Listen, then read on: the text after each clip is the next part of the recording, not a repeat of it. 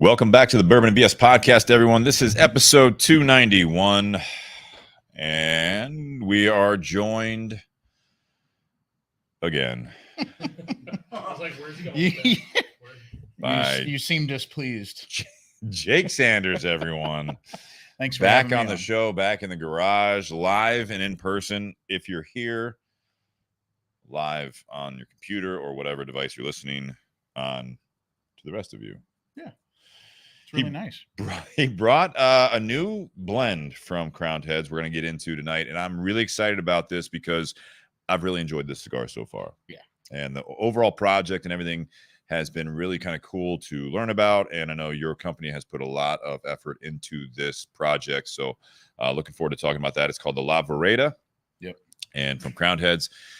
And we will get into that here momentarily. We are also going to be sipping on something that is new to me. Nate, you said you've tried it. Jake has not. We got Sean in the audience. He has not. I don't believe either. It's Frey Ranch, and it's going to be their Straight Rye Whiskey, and it says Bottled and Bond on there. So we're going to get into that tonight as well. Before we do that, I do want to jump into our sponsors here. If you guys like what like I've got the white, gold, and black, and Nate's got the black and gray BS 3/4 sleeve. Perfect for this weather, the fall weather right now. If you guys are interested in that, buyjack.com/bourbon and BS. You can also find on there different podcast shirts. You get some hoodies on there as well for the podcast and also BS Cigar Company. It's buyjack.com/bourbon and BS. So check that out if you guys are interested in that or just want to see what's on there. There's also some obviously t-shirts. There's also some V-necks for the ladies as well of the podcast shirts that are right. Absolutely. What Jake whistled. Also, patreon.com/bourbon and BS podcast. You guys have been amazing on the support there. Always looking for some more support from you guys, or continued support, especially from the ones that have been loyal to us. And we appreciate that. If you want to do a one-time contribution, Venmo at Bourbon and BS. You can do that as well. And we want to thank our sponsors, Tinder Box at Easton. You can find the La Vereda at Tinder Box at Easton in Columbus, Ohio, as well as other Crowned Heads cigars such as Mil Diaz, Juarez, Jericho Hill, Las Calaveras when we have them, La Imperiosa. We've got I think a couple of the Four Kicks Capa Special there. So yeah, check them out. If you guys don't have a local Crowned Heads dealer and you want to shop local-ish, contact Tinder Box at Easton in Columbus, Ohio, and they can get some stuff out to you, including this La Vereda, which is not everywhere, even if you do have a Crowned Heads account there for you. Altadis USA, I did bring some Asian room here for part 2, but with Jake being here, he threw us a Mil Diaz, so we'll most likely light that up there for part 2. So that's new size too. New size of Mil Diaz. Oh, that's the one with a little pigtail on there. Yep, we'll talk about that. Little fan on. Is it a fan? Pigtail. Just a little pigtail. That's nice. So yeah, Altadis USA, though, behind us you see Monte Cristo, Romeo and Julieta, H. Upman, Aging Room. They have other brands as well. So thank you to the continued support from Altadis USA for the show, and we appreciate several years going on the sponsorship there. So also BS Cigar Company, the gold and silver are available. Gold is made by Plasencia, and the silver is made by Espinosa. Check those out. All Nicaraguan tobacco in all of those. So hope you enjoy those. And if you haven't had them yet, definitely contact a dealer such as Tinder Box at Easton to find the BS Cigar Company cigars. I think that's it, right? That's all the business there. Nice. Jake, how you been, man? Good. How are you? I'm doing well.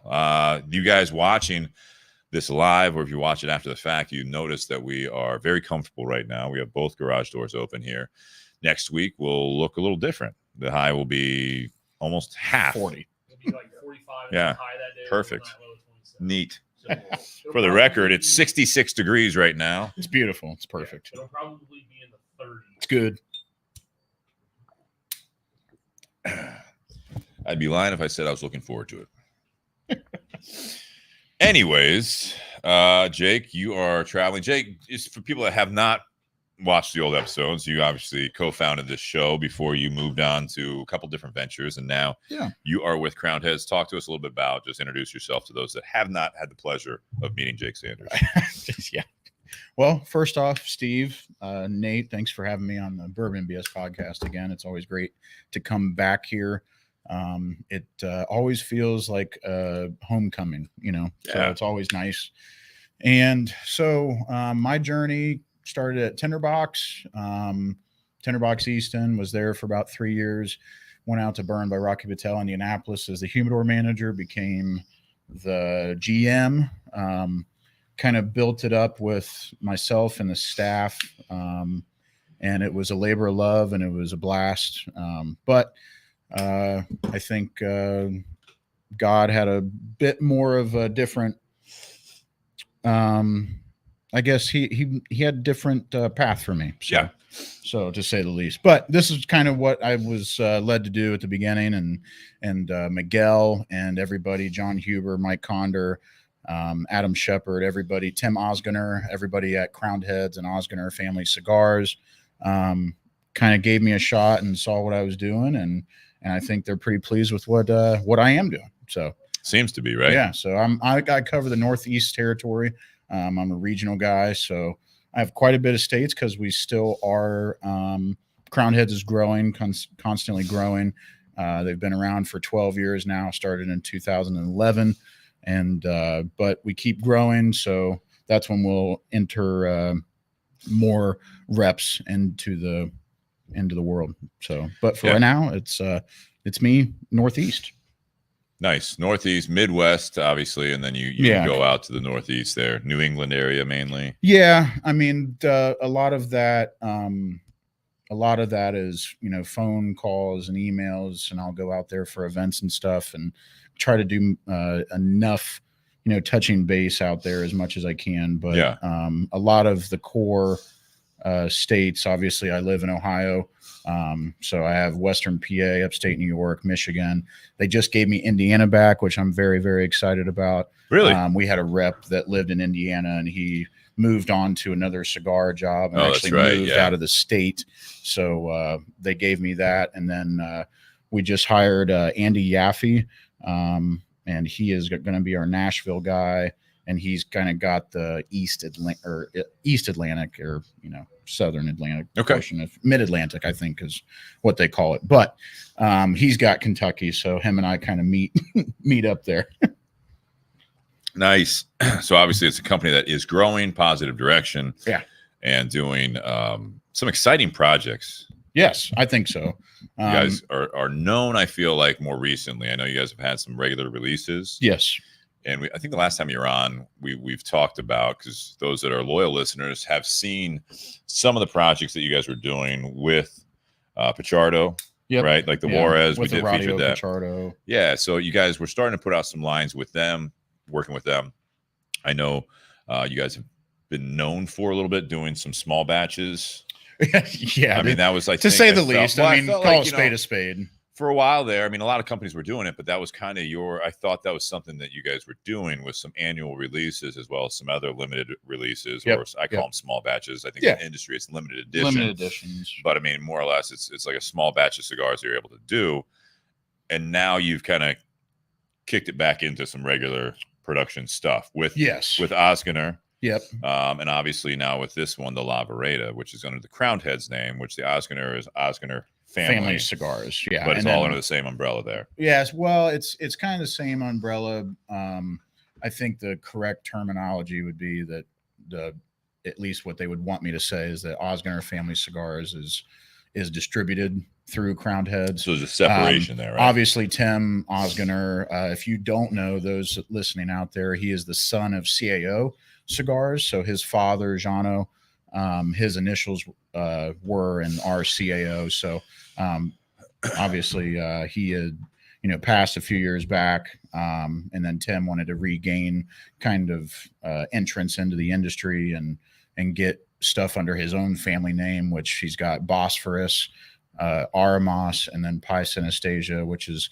all kind of a mouthful, and they all have really great stories. But I think that's another thing too that Crowned Heads has kind of in our belt, is that there's a story behind every single cigar. There's a story behind the flavor profile. There's a song behind. There's a song behind every single cigar, courteous of John Huber, one of our owners and kind of the face of the company. So yeah. So let's talk about the La Vereda here. This is the newest, correct, that I'm aware of. Newest or no? It's the latest core line. Yes. That's what I mean. Yeah. So it's Crowned Heads La Vereda. Vereda, but Vereda, excuse me. Yeah, you're good. It's the Ohio accent. Yeah, mine too. Vereda. It makes sense. It's spelled Vereda. Yeah, it's good. It's good for those that are looking at it. Let me take that. See if I can see it. No, they're good. But Yeah. you can see the beautiful black box.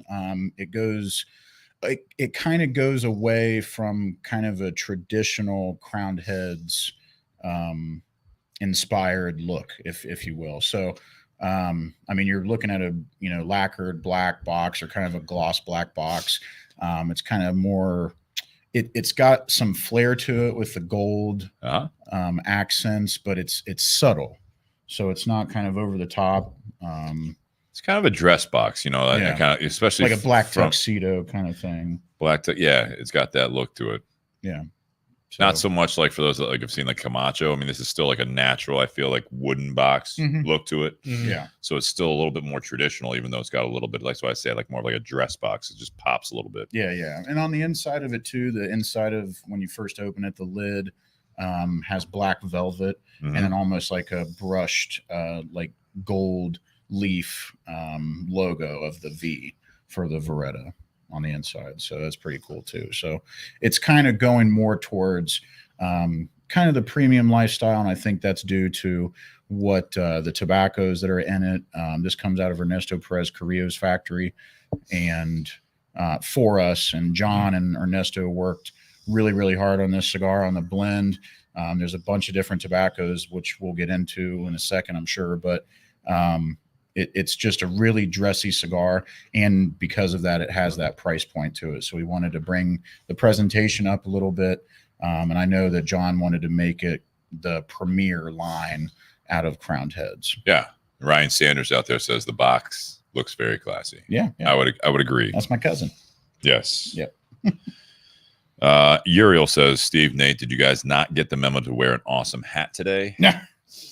No, but I've got a fairly freshly shaven head there, Uriel. Thanks for noticing. Yeah, I gave myself a haircut today. Nice. Makes two of us. Very nice, you guys. Yeah, but yes, Jake's a hat guy. You can Officially also now. you can also kind of tell from the video, like, because we've had people sitting on here that wear ball caps, and when you wear a hat doing this podcast, because of where the lights are, it just completely shadows your entire face. Yeah, I like mine. It gives Jake a little bit of like mystique there. You know what I mean? Right. You don't know what he's looking at. Like an Undertaker wannabe. Sure. I guess. Thank you, Miguel, for the compliment there. That the three of us look very classy, not just the handsome box up there. Yeah. It's good. The La Vereda. This one is, and Jake, I'll let you kind of get into the breakdown of the cigar. Yeah. I want to comment, branching off of what you're talking about with the marketing behind, as you said, premium, super premium. Those terms I think are used a lot in our industry, along with others. Especially now, because now it's like, oh, so what's the price point that makes it super premium? Is kind of the way I look at it, and I get asked that. But again, all premium cigars, obviously this one's coming from Ernesto Perez Carrillo factory, right? Yeah. Yep. And what I noticed was, I think you use a company called Cigar Rings on the bands, and it's got a foot band on there. Yep. I don't know if I saved mine. I don't think I did, Okay. but it has nice. So this is a dressed up. You've been putting more foot bands on stuff, much like this Mil Diaz here, I've noticed. Yes. With the gold, this kind of your staple here. Mm-hmm. For those, you probably can't see that. Maybe you can if you're watching on your TV there. But, I'm just saying the foot band on this Mil Diaz is the gold Crowned Heads. You guys made this one to match the color scheme with the black, white, and gold on there, with Crowned Heads a little more subtle on there, but it has a pop to it. I also noticed that there's a lot, like they did a great job with the primary band there. Yeah. There's a lot of depth to this band here that does nice embossment with the rope and kind of like the gold rope around it a little bit. Yeah. And then I don't know if you want to call it, it's not really a chevron, but like the white. Those are actually textured. Yeah. It's not just printed on there. Like, it's actually got a little some texture to those lines. Yeah. It's very, very nice. And it's like I said, it kind of it's expanding on that premium style, and I think Crowned Heads is moving towards that, just like everybody else. I think this has been the last couple of years has kind of been the big cigar boom as far as prices go, where people are coming out with much more expensive cigars. People are trying to find that next niche. They're trying to make people believe that there's the super premium tobacco that's out there, which there is. And I think that's what we're trying to do with this cigar, not to mention of its flavor profile too. So, which we'll get into. So break down the blend here for us. Yeah. So I brought these pamphlets for the guys, but there's a lot going on in this cigar. And it's what I enjoy about the cigar is Ernesto he really opened up the vault for John Huber to kind of create this, premium line for us. And a lot of it has to do with what Ernesto has done in the industry for the last, however many years, and how he's kind of come into his own in the industry, with 2 number ones and number 2, doing the Pledge of Allegiance, doing the Allegiance, and all those cigars as well. So we're really proud to be doing this cigar with him. Yeah. But back to like him opening up the vault, I'll just run through it. So what I also like what we're doing this cigar is we're not being secretive with the blend. We're going straight down the list of varietals. We're telling everybody exactly what it is. And I think in a world of everybody having, their little proprietary blends and stuff, I think this is really cool on our part. And I'm glad that our hierarchy decided to do this and kind of release this information. So, it's got a 4-year aged Nicaraguan shade grown Jalapa wrapper. Mm-hmm. The binder is also Nicaraguan Jalapa. And then the fillers, I think, is just unbelievable. It's got 4 different fillers mixed in together, obviously. And it's got Nicaraguan Corojo 99. It's got Dominican Piloto Cubano Ligero. It's got Nicaraguan Esteli Seco. And also has Nicaraguan Jalapa Viso with Criollo 98. So all these fillers are a minimum of 3 years of age. Yeah. So there's a lot going on. There's a lot of time invested in this cigar. A lot of the people that did receive this fall, because we released it at PCA this past July, I'm sure Tinder Box noticed it, but we only sent almost half orders. Correct. Because we did notice that. Yeah. So, but now everybody should be getting the rest of their full shipments, which is very exciting. But it just has to go back towards our quality control. Ernesto has to sign off on this cigar leaving his factory for us. So when you said that 3 years, I saw that the wrappers aged at least 4 years. And just to kind of break down for some of you guys, when he's rattling those off, right? So like the Nicaraguan Esteli, that's the region it's from. Ligero is the part of the plant, and the Corojo 99 is the seed of tobacco. So that's going to be a big part of that. It's interesting with the wrapper, you kind of are, I don't want to say, I know you're transparent, but there is a little bit where it says Jalapa shade grown. Yeah. Not the seed on that one. And I don't know if there's a reason, if you guys ever talk about that, or if that just to the company is like, no, or to Ernesto. Yeah, maybe. A little bit like, no, it's from Jalapa. Yeah. It's at least 4 years old. It's shade grown. That's all you get. Yeah. You're right. Wrapper leaf is really coveted, I feel like, for most companies and most manufacturers. Yeah. But everything else is completely transparent other than the wrapper and the binder, because that you kind of steer clear of the level of where it's coming from, the Seco, the Viso, the Ligero, right? Yeah. But it's interesting. I like the transparency. And I think with wrappers being more expensive too, you know, Sure. that's the most expensive part on the cigar. Yeah. So I think, like I said, there's a lot of time invested in the making of this cigar, and the fact that Ernesto kind of opened up the vault for us is pretty spectacular. And I'm curious to hear like what you guys think of it. So, Nate, you've smoked this before, yeah? Smoked a couple of them. Okay. And so strength wise, like for me, I think this comes across medium. Mhm. kind of middle of the road. The flavor is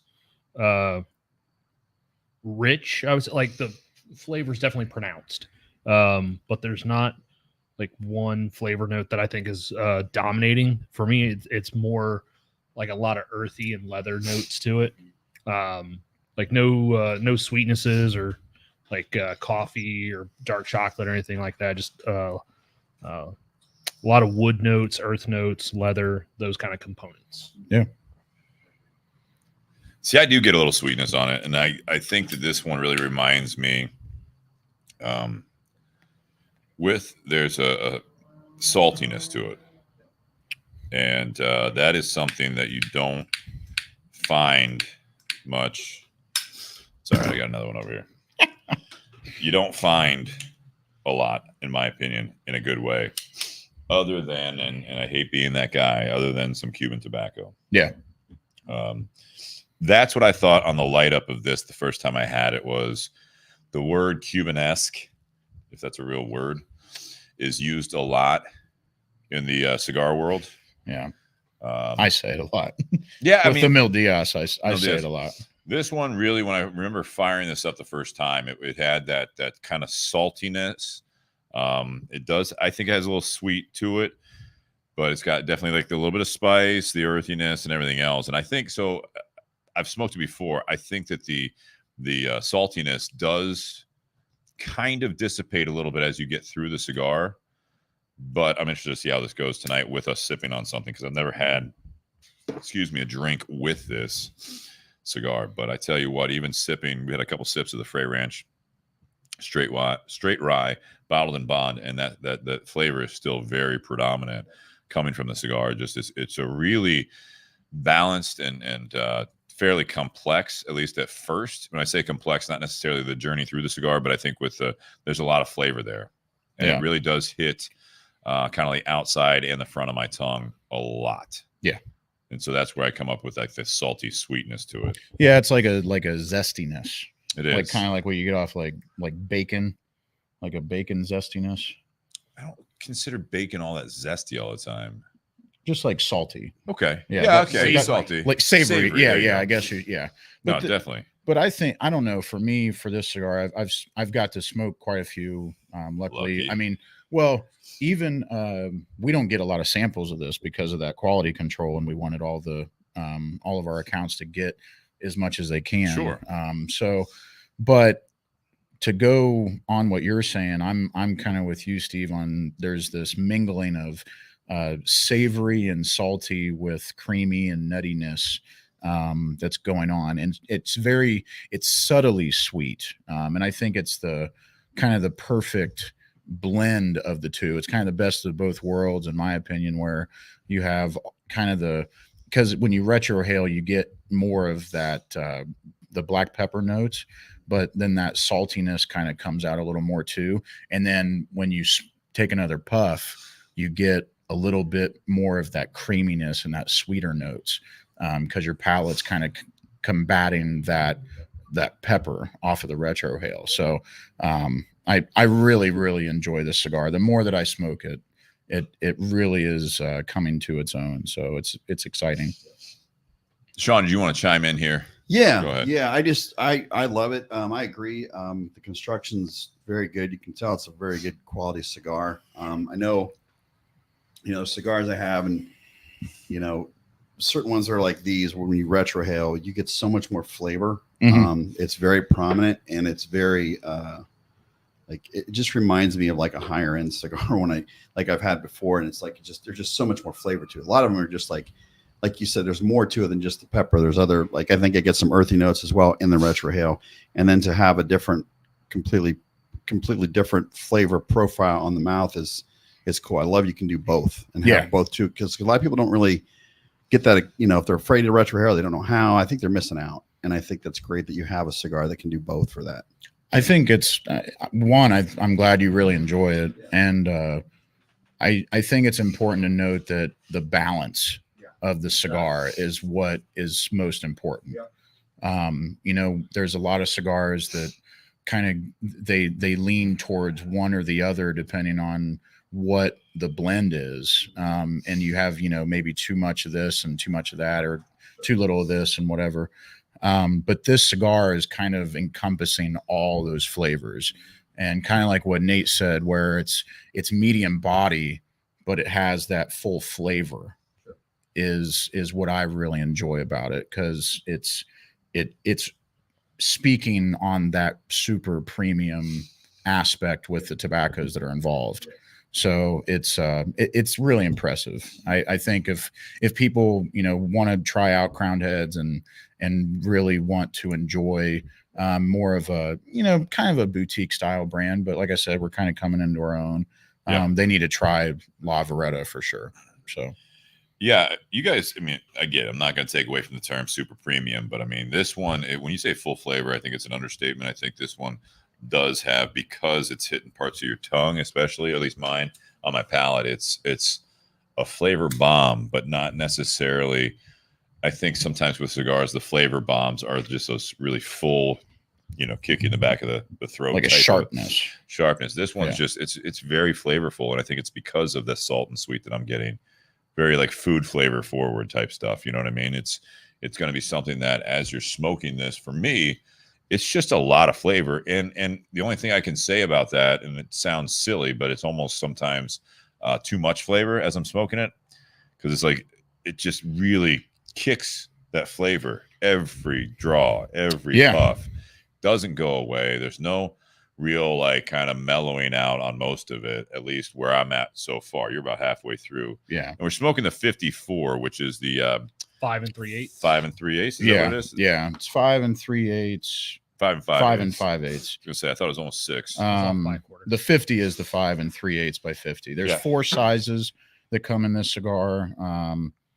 So you have a 50, you have a 52, which is a 6.5 by 52, kind of an extended Toro there. You have your 54 or 5 5/8 by 54, and then you have a 56, which is 6 1/4 by 56.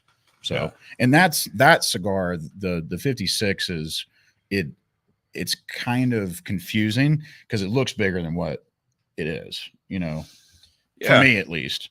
Well, and you haven't been smoking as many bigger ring gauge cigars, if I'm not mistaken. No, and I think I don't really have much of a choice with our company.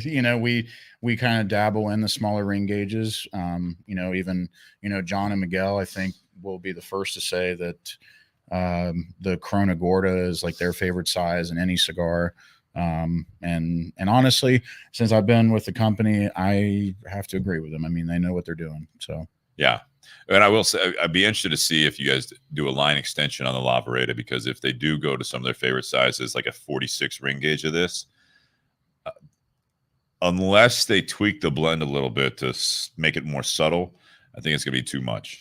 Because even a 54 ring gauge, this has got a ton of flavor. I enjoy, I know. So you guys did these really nice Zoom calls, right? So the first accounts that were carrying the La Vereda and Tinder Box at Easton was one of those. We were invited on these Zoom calls you could join. And Brian, the owner of Tinder Box, and I jumped on the first call. And there were only 3 other accounts. You had Miguel on there, who's been on the show before, and you had John Huber on there and talking about it. And it sounds like the kind of the fan favorite is the 54 we're smoking in, the 56. Yeah. And it was odd, and I think it was John Huber that said it's really weird for him to say that because that's not normally his go-to ring gauge, right? Correct. So when he said that, it was just the way that it smoked. And the reason I said, and I didn't say it on the call because more I was listening. We did chime in towards the end, but I would venture to guess, because the way this cigar has been blended, the smaller you go on the ring gauge, it concentrates a lot of those flavors. Yeah, a lot. Well, and I'm smoking a 54, and it's like kind of like I'm saying that the flavor is extremely full. Yeah, not strong, but full. There's a lot of flavor. You go down to like one of their favorite sizes, like a 46 ring gauge, which is going to make it even smaller in diameter for everyone that doesn't know what ring gauge means. But that's going to big it. I just think it might be too much. Well, and I think personally, you're correct. I mean, this was even a suggestion, and not really a demand, but a request of Ernesto to do these ring gauges for this cigar. And I bet you something like that. Yeah. For those reasons. Yeah. And it was probably because of the Nicaraguan wrapper, the Jalapa wrapper. I think that if it would have been smaller than I've smoked the 50 ring gauge and it's still very, very good. Yeah. But it does, that saltiness becomes more of a, it's more potent. So if you would do like a 46, that's what I'm saying. Yeah, that's what Ryan Newman chimed in. Yeah, he just said it. Ring, packs a ton of flavor, and I think that'll happen. We had a similar. I've told the story before when Brian and I were doing, the story you're fine. about BS silver. the BS Gold, the Oh, original yeah, when we were working with now called Aganorsa Leaf. We were working with the Miami factory in Casa Fernandez at the time, and we had just done a 6x54. All again, it's all Nicaraguan tobacco, and we were going to do. We suggested a bunch of different sizes, and so they had them all rolled for us. And I was looking at this Corona. It's like a 5, maybe a 5 1/4 by 46, I think it was. And I was looking. I was like, "That's my end of the day smoke." Yeah. And we had it. We finally got to that size, and I lit it up, and I was like 2, 3, 4 puffs into it. I'm like, "That's too much. that's too much." And I think that's what I'm kind of reminded with this. Not comparing those two blends, but just the fact that sometimes when you have something that at a 54 ring gauge, which is what we blended it for, and you're like, "Hey, let's just really make it a nice, like Corona size that you can just kind of." I got about a half hour, 40 minutes, like drive home at the end of the day. Yeah, I'm going to light this one up. And it's going to be like, nope, that's waking me up too much at the end of the day. I mean, that's how I am with the Rubido, the BS Silver Rubido. That is pepper bomb for sure. Yeah. So, I mean, I totally get it. And even, I mean, I'll just echo what you're saying. No, yeah. I mean, it's something that can happen. I really like this, whether it's super premium, whatever. It's different coming from you guys. It's different. I think that, Ernesto Perez Carrillo has made a lot of different cigars for himself, for other people. And I think this is one that is different. Yeah. If I'm not mistaken, and I might just be bullshitting here, but it is a similar wrapper leaf that's on his Encore. And that's going to be a #1 cigar by aficionado if you put any real credibility behind that. But it's not to take away the award, because it is an award. And I think that utilizing a similar wrapper leaf coming off of a #1 cigar, but this still tastes nothing like an Encore from EPC. So that's what I mean. It's these days it is tough to come out with a blend that's going to be different. Yeah, it is. It truly is. There's so many cigars out there. And there's only so much tobacco to go around. But we've experienced the last 10 plus years that there has been a lot of variety of different tobaccos being used, a lot of different farms, a lot of different manufacturers getting in the mix there. That's great. But that's what I'll say about the Vereda is that you guys have utilized up to 4 different companies. Now I think you're working with 3 currently. Takanixa, which is a Radio Pichardo's factory. EPC. You have EPC. You have Naxa, Nicaragua America Cigar SA. That's right. My father. Yeah, and then my father. That's right. Naxa kind of took over from when your relationship with another one. Yeah. They're doing the Le Patissier for us. They did Azul y Oro. That was a limited edition last year that I believe we did on the podcast. We did. So it's really cool. I mean, when I talk to people out and about at events, I explain that the Crowned Heads, I call it a family because it is a family. Everybody's very close. The company, the owners, we're all very close, and I think that because we don't have our own factories and stuff like that in our fields, we rely on our relationships in the industry, and that thankfully and luckily is true and really good for us because we have all those great relationships. Yeah, and I think that when I spoke about those, did you jump on one of those, Nate? The Zoom calls. It was very cool. Again, when you see that one of the owners and the kind of the figurehead of the company jumping on these Zoom calls and making himself available for accounts. Basically, here's the code. Log on if you'd like. And it was very cool because then he did have a little bit of one-on-one time with everyone. It was funny because I tag him and he's really good on social media, John. Yeah, he's great. He loves it. I finally asked a question. I forget what it was towards the end of it. Probably about price, like I was that guy. But because I think I asked something like, now that you've dipped your toes in this and now it's launching with this, Right. are you going to be expanding kind of your core lines, your limited edition stuff, and are we going to see more, in your words, super premium lines? And so that'd be interesting to see. And he answered it with, obviously, you want to see how this does. Yeah. Obviously it's been a fun project. It's not easy to do. Yeah. But then it was really cool. He's like, hey man, I just want to let you know, I love Tasty Tuesdays and you got a killer voice. Yeah. I was like, thanks, John. Yeah. John Never met him in person, but it was just kind of funny. He's a great dude. Wait, weren't you? Oh no, you weren't at Tinder Box when he was with CAO and had the event. So I was, but I didn't interact with him at the time. Oh, okay. That was way back. That was like 2008. That was a long time ago. 2007. Yeah, I've got some pictures of that event. You were wearing a green shirt, Steve. And I was. It says Door County is cool. I made it. Even back then, I was making T-shirts. We were up in Door County where we go on vacation. There's like the shirts where you can make your own or you can buy one of theirs. And I was like, can you just write Door County is cool on there? Great shirt. I've gotten better. Is it scary? I've gotten better and more creative with some of the stuff we do on T-shirts. All right. Is it scary that I remember the color shirt you were wearing at an event 15 It was years real ago? green. Yeah, it was. It was really and green.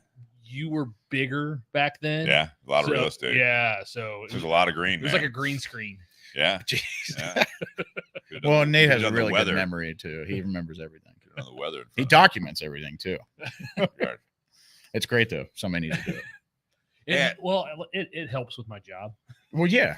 Well, you're you're an analytical person I and am. stuff like that. You appreciate that. Yeah, So but it's good. I also like when there's a story attached to something. Yeah. That's There's one. a story attached to every one of these. Yeah, Yeah. that's why like when reps come around and they're tasting us on new wines or new spirits and cigar industry, new cigars. Like if there's a story behind it, Yeah.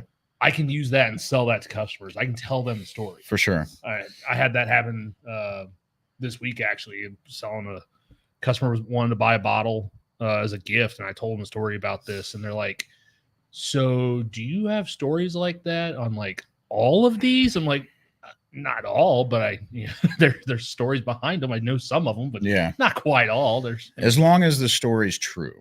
That's yes, because that we're in this weird So phase it's- right now. Yeah. And I know we talk about it every time I'm on, but that I mean, it's just crazy when it comes to like whiskey and cigars. Like you gotta I think like the consumer is wanting authenticity is key.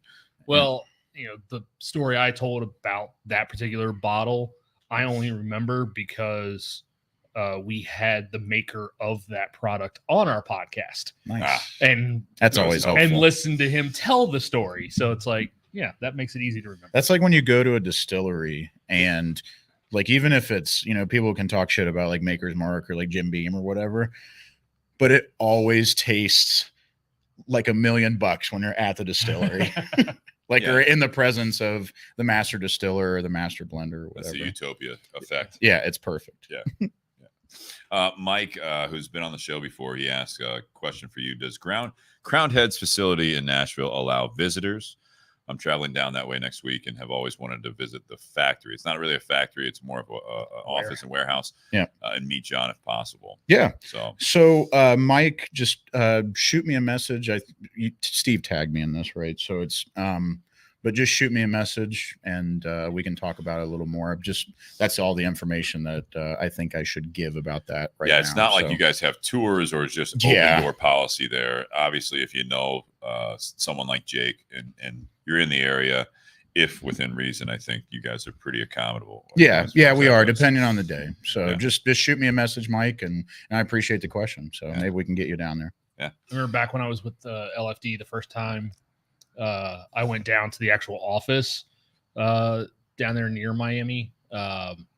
Like there's the warehouse in the back, but up front, like the walls are all built-in humidors, and it's like a retail area. Okay. So it's literally like all of their cigars, like even some stuff that was limited production and Mhm. stuff that they no longer made anymore. Like it was actually a retail area where people could come in off the street and buy a cigar and take it with them. You couldn't smoke in there. Right. And in the back was all the offices and where they shipped everything out from and everything like that. It's kind of how JC Newman is too, and Yeah. like Ybor City. Okay. I think that's so cool. Like they kind of do the same thing. So Yeah. it's really neat experience for sure. Yeah, I think a lot of times it's a working place. I mean, this is a place of work at a lot of these warehouses and offices, right? So it's not like you guys have tours or you have anything that it's like I said, an open door. It's not like you have a gift shop. No, it's a warehouse. You have to know someone, or anytime with whether it's Crowned Heads or another company, reach out to the company and say, hey, I'm coming into town. Is there a way I can meet so and so or take a look around or something like that?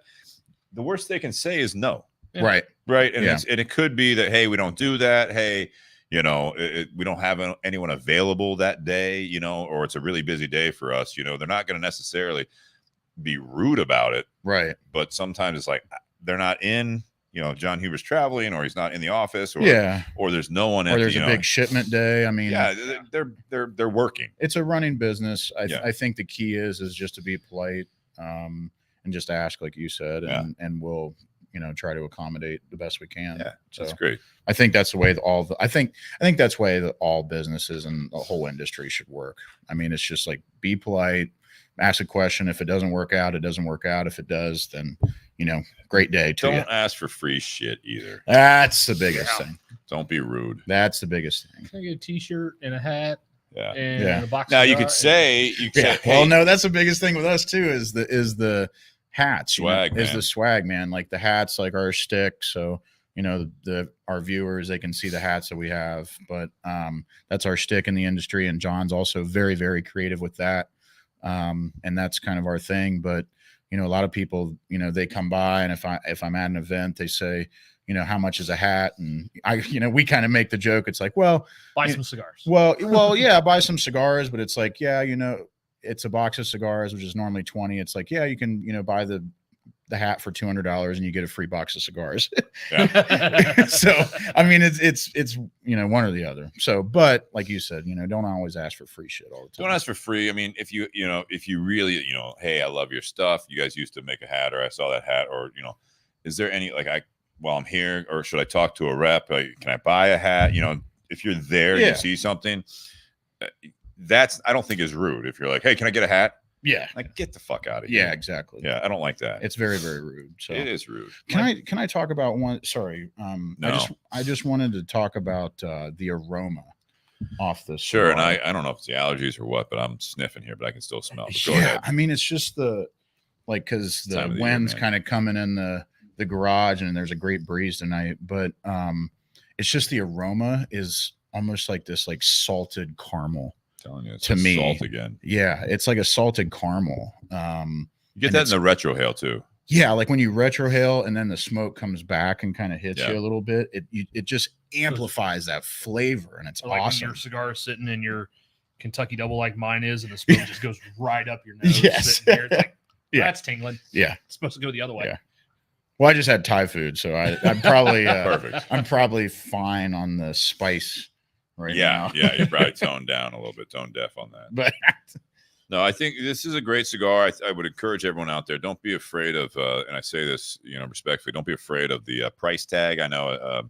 So this one on the Tinder Box shelf after tobacco tax, the 54 is $19.95. Yeah.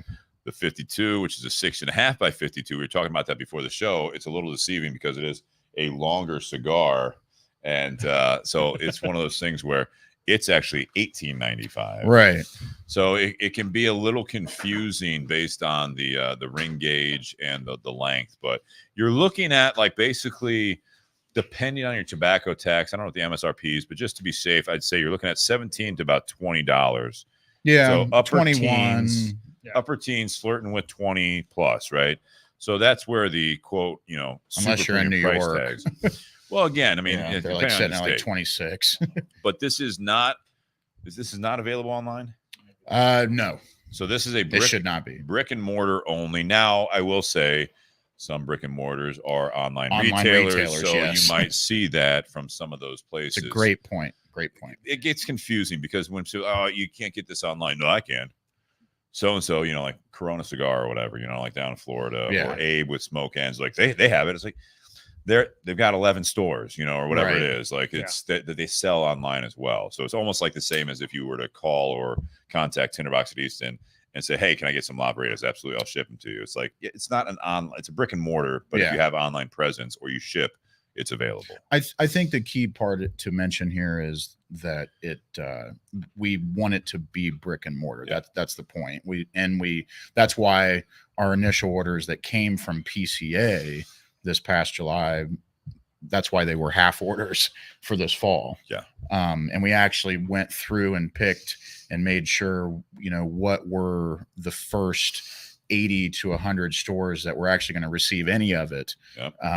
And I like that a little bit. Some people say, well, why isn't the availability complete availability? But this is a premium product with very long aged tobacco. So it's like I said at the beginning, the quality control is very rigorous with this. All right, I'm going to come at you with a business, and I'm not speaking for Crowned Heads, but I got to be honest, you guys have not put out a $19, $20 cigar yet. No. So when you're doing this and you say, all right, I have access to this much, all right, roll this many, let's hold off on putting the bands on them, Ernesto.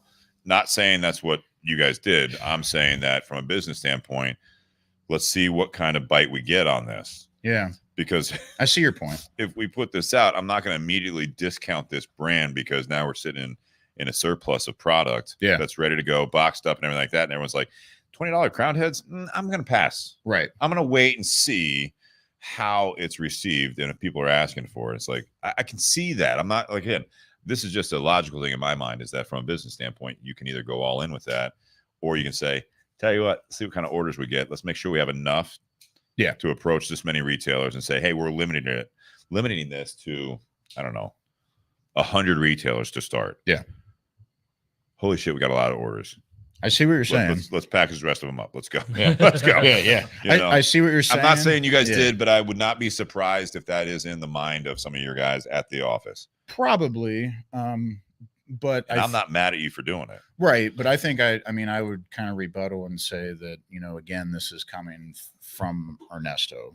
This is not leaving without his stamp of approval. Mm-hmm. I have shops and accounts that are wanting this product and, if they put an order in, they may not see that order for another month or so. Because of what the shipments are that are coming in. So I will say, and I'm not trying to talk badly about that. I just said that's a business. No, I know. I will say that you guys did as part of the literature and the story, if you will, and I do believe it. This is something that you guys had, what does it say, 7? Yeah, total of 7 pairs of rollers.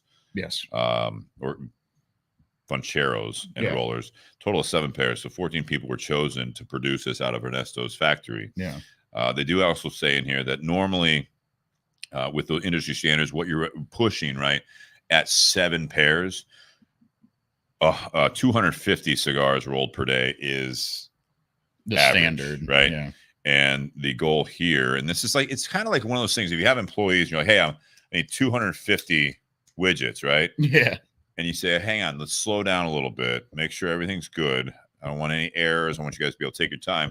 You then go on to say in the literature here is it's reduced to 150 to 175. So you're reducing that by up to 100 cigars a day. Yeah. Where the total is normally 250. So huge percentage of product that you're not pushing forward just to get product out. Not to mention the resting time that goes into the cigars. The resting time. So it says, once it's rolled, it's aged an additional 90 days, controlled environment, a lot of stuff that, and this is something that I think that you guys probably do, Ernesto does, where it says the controlled environment of 65 or 66 degrees Fahrenheit, relative humidity 68, 69.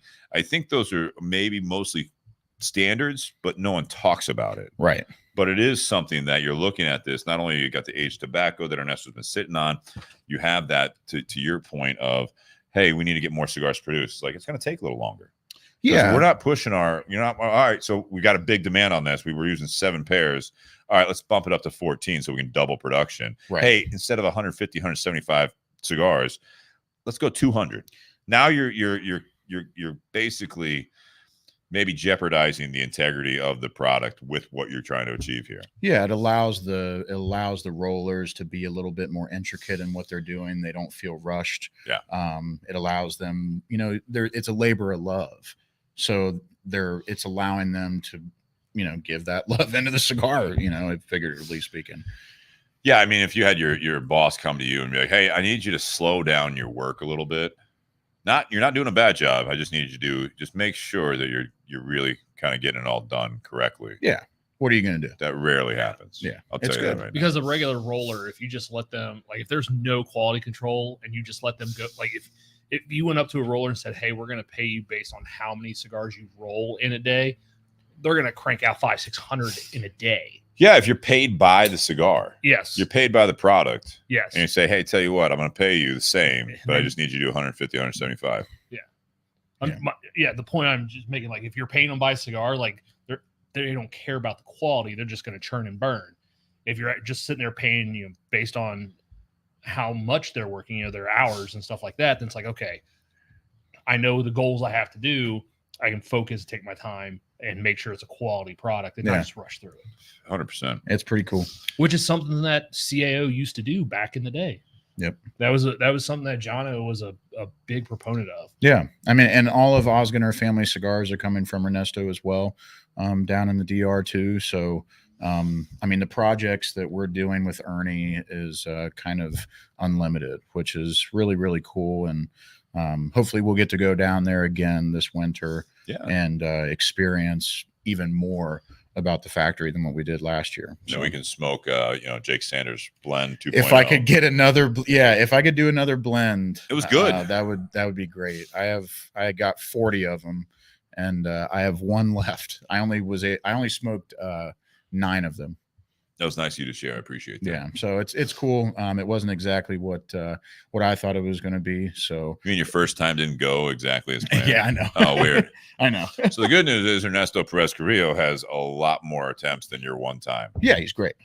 Yeah, I suck. It's okay. He's better than you. Yeah, he's been doing it. Yeah, I mean, he's got more experience.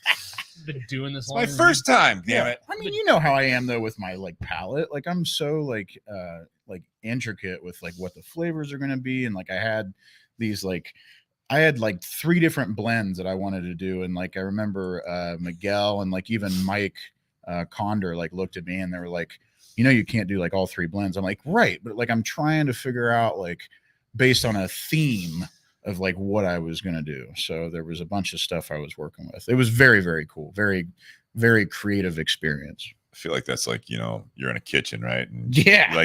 One of the chef shows is these are your ingredients, make something. Jake's like, I got this. Yeah. You cook a lot? No, but I know I like that. I like that and that. I'm just going to put it all in I'm going to wrap it up. But that's exactly what my dad's like. This is a Jake Sanders burrito. This is terrible. Well, no. No, it wasn't bad. I'm just saying. I'm a little better there. than that. You are. I'm just fucking with you. Yeah, that's good. Can I get another pour? Let's talk about the Frey Ranch. Yeah. Oh gosh. It's a heavy bottle. That paperweight. It's a heavy bottle. Yeah. Gigantic paperweight there. It is. It's a substantial fifth here. The base on it alone is a full inch of glass. And it's embossed. Yeah. And all the way around. I didn't even see that. Yeah. That's kind of cool. It's like an old glass bottle. Jesus. That's cool. They definitely did their nice cork. And thanks, Nate, for doing this. Signed too. Signed bottle. Yes. On the back of the bottle. Top. See that. I won't hold it by that thing. There it is. Yeah. Very cool. Ashley Frey. Yep. It's very cool. Okay, let's hear about it. So to smudge the signature. So Frey Ranch is actually a family generational farm out in Nevada. May I? Well, yes. Grab your water here. Just recently, within the last several months, their bourbon and this rye became available in the state of Ohio. One of the things that they're really known for is they grow the grains, they distill it, barrel it, age it, bottle it, all there on their property. Between everything with the farm, all aspects of the farm, the distillery operations, I think they've got 2,500 acres worth of property. So Ashley and Colby Frey are the owners. The rye is 100% winter cereal rye. Okay. So it's a type of rye that actually does very well in the wintertime. A lot of places out west will grow it because of how tall it grows. Like it'll act like a snow break. Huh. Is it grown in Nevada? Yeah. Huh. It'll survive temperature. There's some places in Nevada that get Well, pretty yeah, freaking way cold. north, Yeah, but nobody exactly. thinks of Nevada besides like Las Vegas. Exactly. Correct. But no, that grain is designed to where it'll survive temperatures as low as -30 Fahrenheit. Interesting. So It's pretty cool. but yeah, so they grow. This is 100% rye. This classifies as a bottled in bond. Yeah. Rye. It is 6 years age and 100 proof, obviously, because it actually does say bottled in bond on it. But they just call it their straight rye whiskey. Yeah. 6 years, you said, right? It is 6 years. Yeah. Bottle and bond, 100 proof. When was the distillery kind of founded? Do you know? Yeah. So they got their license in 2006. Oh, wow. And then started distilling in 2013. Very cool. They did what a lot of startup distilleries will do. They did some vodkas and gins, as opposed to the ones that sit there and they just go out and source a bunch of whiskey. They did like what some of some of our local distilleries have done, where they do the clear spirits, the neutral grain spirits like vodkas and gins. Yeah, that's pretty typical, to right? get some money going while their whiskeys age. Yeah. So their first bourbon, their 4 grain, was released in 2018. Is Ashley pretty cool? I mean, obviously she like signed the bottle and So did the whole thing. Yeah, I'm so- sure you asked her a bunch of questions. not too. It wasn't really an opportunity to ask her too many questions because it was a Wednesday evening when she was in the store. She was at Carfagna's because we'd gotten the products in a couple weeks earlier, and I bought them. And I first bought the bourbon, loved it. So then I went out and bought the rye, and then like a week or two later is when we found out she was going to be in the store doing a bottle signing. So I just kind of held off on drinking the bottle. So I hadn't even opened this one. So I've had this one at home for a few months, sitting on it, waiting. And I know there was talks of trying to get a rep from them on the show. Originally it was actually back in April when I was in Mexico on that trip, and Ann Dimmick, a friend of the show, reached out to me and was trying to get them on for, I think, that time, because that was after I got back. I think for that week she was trying to help us out, get them on. So she was at Carfagna's on a Wednesday. So I grabbed my bottles from the house, drove to the store, took them in, and had her sign both my bottles. And of course I bring out the bourbon, which was half empty, not or full half anymore. full. It's not full. And she's like, "What?" And I was like, "Yeah, I bought this when we first got it in." So I was just holding my hand. Oh, my bad. I was like, "Yeah, I bought this when we first got it in." So I brought it to get it signed. I'm actually on my way to go do a podcast right now. So I didn't really hang around and try to ask her too many questions. Yeah. But they did have a bottle of their uncut that they were sampling people on. How was that? That was fantastic. I bet. That's not available. That in is Ohio, not though. available in Of course Ohio. not. Ann Dimmick, you're not listening yet. But come on now. She's got to get up. Man. She always gives us shit about the fact, like, well, like you're not drinking something that's not, or you're drinking something that's not available in Ohio. And then you have someone in town at OHLQ sites sampling stuff that Ohio doesn't have yet. Yeah. Well, like there was. I wish she was listening right now. Just give her shit. Ann Dimmick, come on. Well, there was someone on the community page that posted earlier this evening about, hey, here's an idea for a topic. What do you think about this top, like these 10 popular ones right now? Under 30, Under right? $30. Yeah. And I was like, well, 4 of those are more than $30 in Ohio, and 2 of them aren't even available in Ohio. Yeah. So there's only 4 on that list that in Ohio. Well, he's down in Cincinnati. That was a good friend of mine, Daniel Goodhart. Nice. So I was going to add like JTS Brown and like JW Dant to that, just because those are like $15. But which They're not in Ohio. So the bottled and bonds not aren't in Ohio. Ohio. So it's tough. I would have said Old Forester 100. Yeah, Old I'd Forester throw that out 100. there. It's hard anymore. It's hard. Mhm. The new what is it? The new 30 is 40. It is. That's what they say about age too. Doesn't always feel like it. Much like probably you pay $40 for a bottle and like this doesn't taste like $40. Or 50. I mean, everything's 50. Yeah. So, but what's this retail? So the bourbon is $52.99 Ohio. The rye is $62.99. Okay.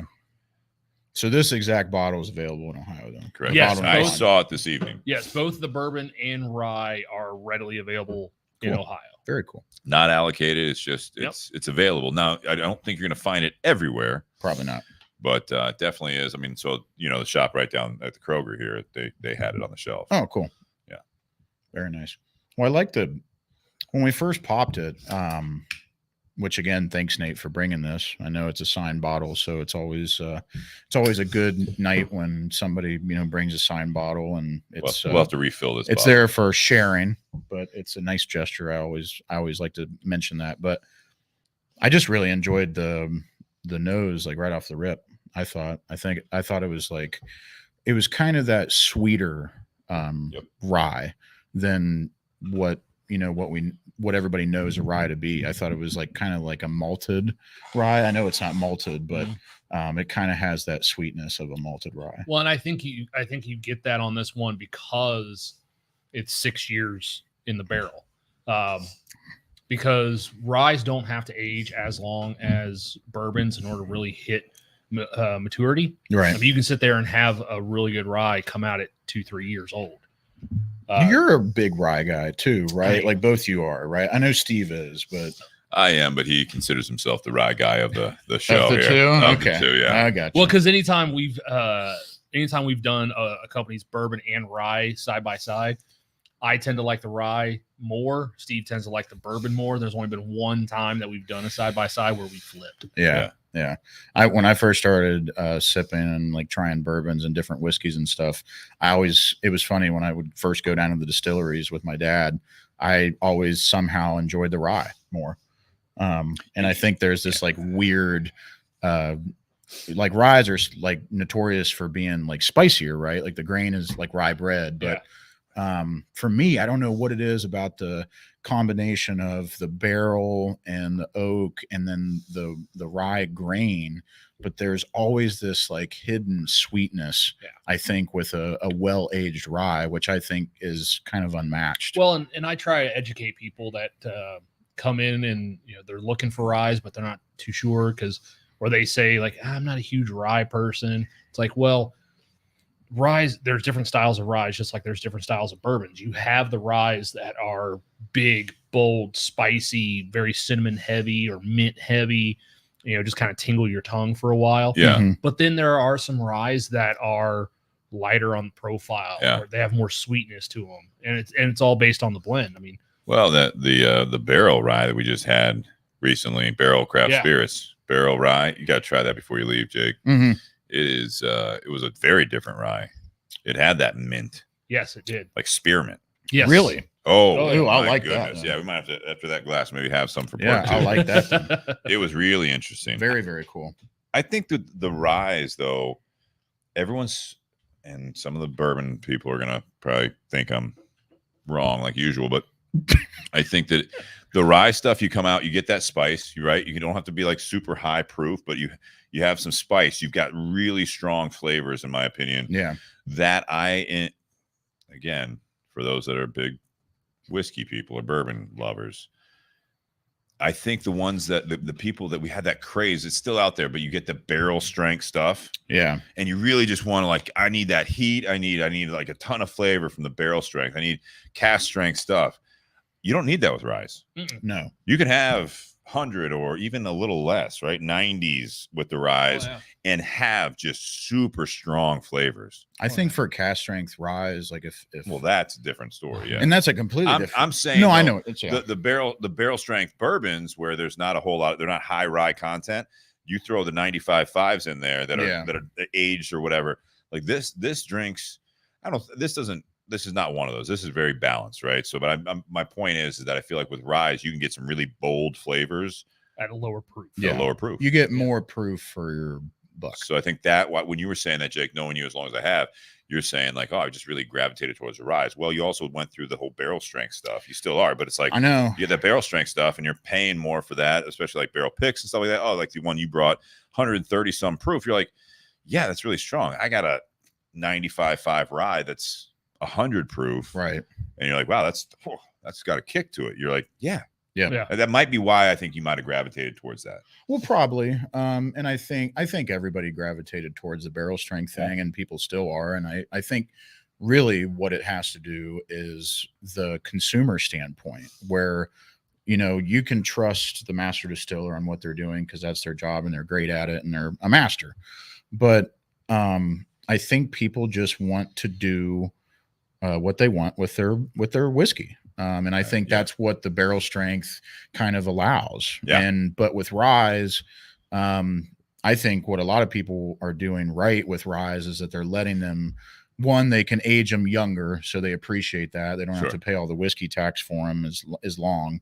But like Nate said, it takes a lot less time to make a really good rye. But I think a lot of people are, playing with that. In my opinion, I think a lot of distilleries are playing with that age when, you have like a 2-year rye and it's 100 proof and it is sharp. Yeah. And it's very unbalanced. Yeah. I agree where with that. this, you have 6 years. If you're like 6 to 12 years on a rye, I think you're right in the money. And I think the older that it gets, that rye dumbs down. So if you have like a 12 or 14 rye, 12-year, 14-year rye, that rye spice kind of calms down and it allows you to have a cask strength, like what Willett does. Or I know Tyler did a Saints and Sinners pick like a long time ago on That here. was a long time ago. And that one was really, really great. Yeah. But it was because it was sitting at that 10-year mark. And if anybody out there gets a chance to try Sazerac rye or 18, Phil just held up. Well, but you held up the Sazerac rye. I mean, that's a daily sipper for me. Yeah. The price tag on that is ridiculous. Yeah. But the flavor is perfect. Blind taste testing. We did that one time, not to get off. I don't want to get off Frey Ranch too much, but Nate and I were doing a show. It's just 2 of us, I think, that night, and we were drinking a rye. And I went inside, I poured him a glass of Sazerac, and I was like, all right, so what do you think of this one? And he started talking about it and was like very complimentary about that, even after a few drinks and everything like that. And I was like, it's fucking Sazerac, man. He's like, fuck. Yeah. Yeah. I was like, yeah, I know. That's why. Like, it's a steal. Like, and it's a Buffalo Trace product that, like, if it's sitting on a shelf outside of Ohio, of course, but even in Ohio, but elsewhere, it's just like when I go to Binny's in Chicago, hey, do you have any Buffalo Trace products? No. And I'm walking through, there's like stacks of Sazerac. I'm like, Benny's had it was on special for $25 a bottle. Yeah. Special. Yeah. $29.99, $25. That's awesome. I was like, I'll take 4 of them. Yeah, exactly. Done. Yeah, Take my money. And it's gone. But I think this is really, really good. At 6 years, at 100 proof, can't go wrong with it. Yeah. Well, and I like it. Agree with that. I like the packaging on the bottle. It's beautiful. Very beautiful. Heavy. You these newer, if you will, whiskeys coming in the market, and you're flirting with that kind of fine line between gimmicky kind of packaging, like overdressing a bottle, and you're like, all right, well, it's the $60 plus. I don't know if I want to take a gamble on that. And it looks beautiful, and you're like, I don't know if they're dressing up a turd. I don't know what they're doing here. You know what I mean? There is a balance of that. I think the bottle is, as we've all said, it's extremely heavy. Yeah, when it's not a cheap bottle. The cork is very intricate and very dressed up. Yeah. You've even got metal on the front top. If you look at it, you notice that, Jake? You got the little label right here is metal. The top of the cork is metal, and it also has their same logo on the top of the cork as it does on the label. I don't know if they meant to do it, but it's kind of got this, like, not the bottle, but the label itself has kind of got this like Colonel E.H. Taylor color. Well, almost just a little brighter. Well, even it's wider, right? But it's got kind of like a band, like a traditional band, you would think. to be, like where the I see what you're front saying. is broad and it's kind of squared off, and then it Tapers around. to two skinnier singular sides. Kind of like cigar bands sometimes. Yeah, exactly. And But this does have the rye green on there too. yeah, Yes. but it's Yeah. got that yellow. It to the naked Well, eye. their bourbon is I think that it's yellow, and then the top and bottom of the label are black. Okay, so it really looked like a E.H. Taylor label. It's a child of E.H. Taylor and the newer Castle and Key bottles. Am I wrong? Well, I'll tell you one. That's what it is. Yeah, When I'm working with customers in the store, and, Which is ironic because Castle and Key is the old E.H. Old Taylor. Yeah, Yeah. old All right, concept, sorry, yeah. I didn't even realize that until I said it. Sorry, go ahead. it's Nate, great. sorry. I love it. Yeah, I love it. It is good. It's good. working retail, and people asking questions, they're looking for something different. The bourbon and rye from Frey Ranch is something that I recommend quite a bit. And they'll ask questions about it, and I'll put the bottle in their hand and let them, and they feel that weight and like, oh my gosh, like, yeah, like, okay, the price point, like, all right, I can kind of see where they're getting at with this. Like, this is something, like, this is going to be special The quality without being, insanely priced. Yeah. What'd you say the cost? Sorry. Bourbon is $52.99, rye is $62.99. Okay. Which Yeah, you it's see kind that a of up lot in there. the industry. The rise sometimes will be a bit higher. Like recently, we had the Bardstown Origin Series. Yeah. The bourbon's 45, the bottled and bond is 50, and then the rye is 65. Yeah, the rye is going to be up there typically, not as the grain itself and getting it typically. Yeah. The grain doesn't grow as well in the U.S. because it does a lot of it need colder climates. That's why a lot of ryes out there tend to be grown in Canada. That's why Canada does a lot of rye whiskeys. Which it makes sense why they're talking about this in the colder parts of Nevada, growing very well. I like how there's no sharpness to this at all. Yeah, that's what I know. I've said it. Sometimes you'll get that with a young rye. I'm sorry. I know you said, I think in your words, 100% the winter rye. Winter cereal. So it's 100% rye. That's the mash bill, or that's what they're using? Jeez. That's the mash bill. So it is 100%. rye. I didn't ask that back then. I didn't know if you had said, like, I know they're using that, but I didn't know if it's 100%. And rye. it doesn't taste like that. It tastes more like bourbon.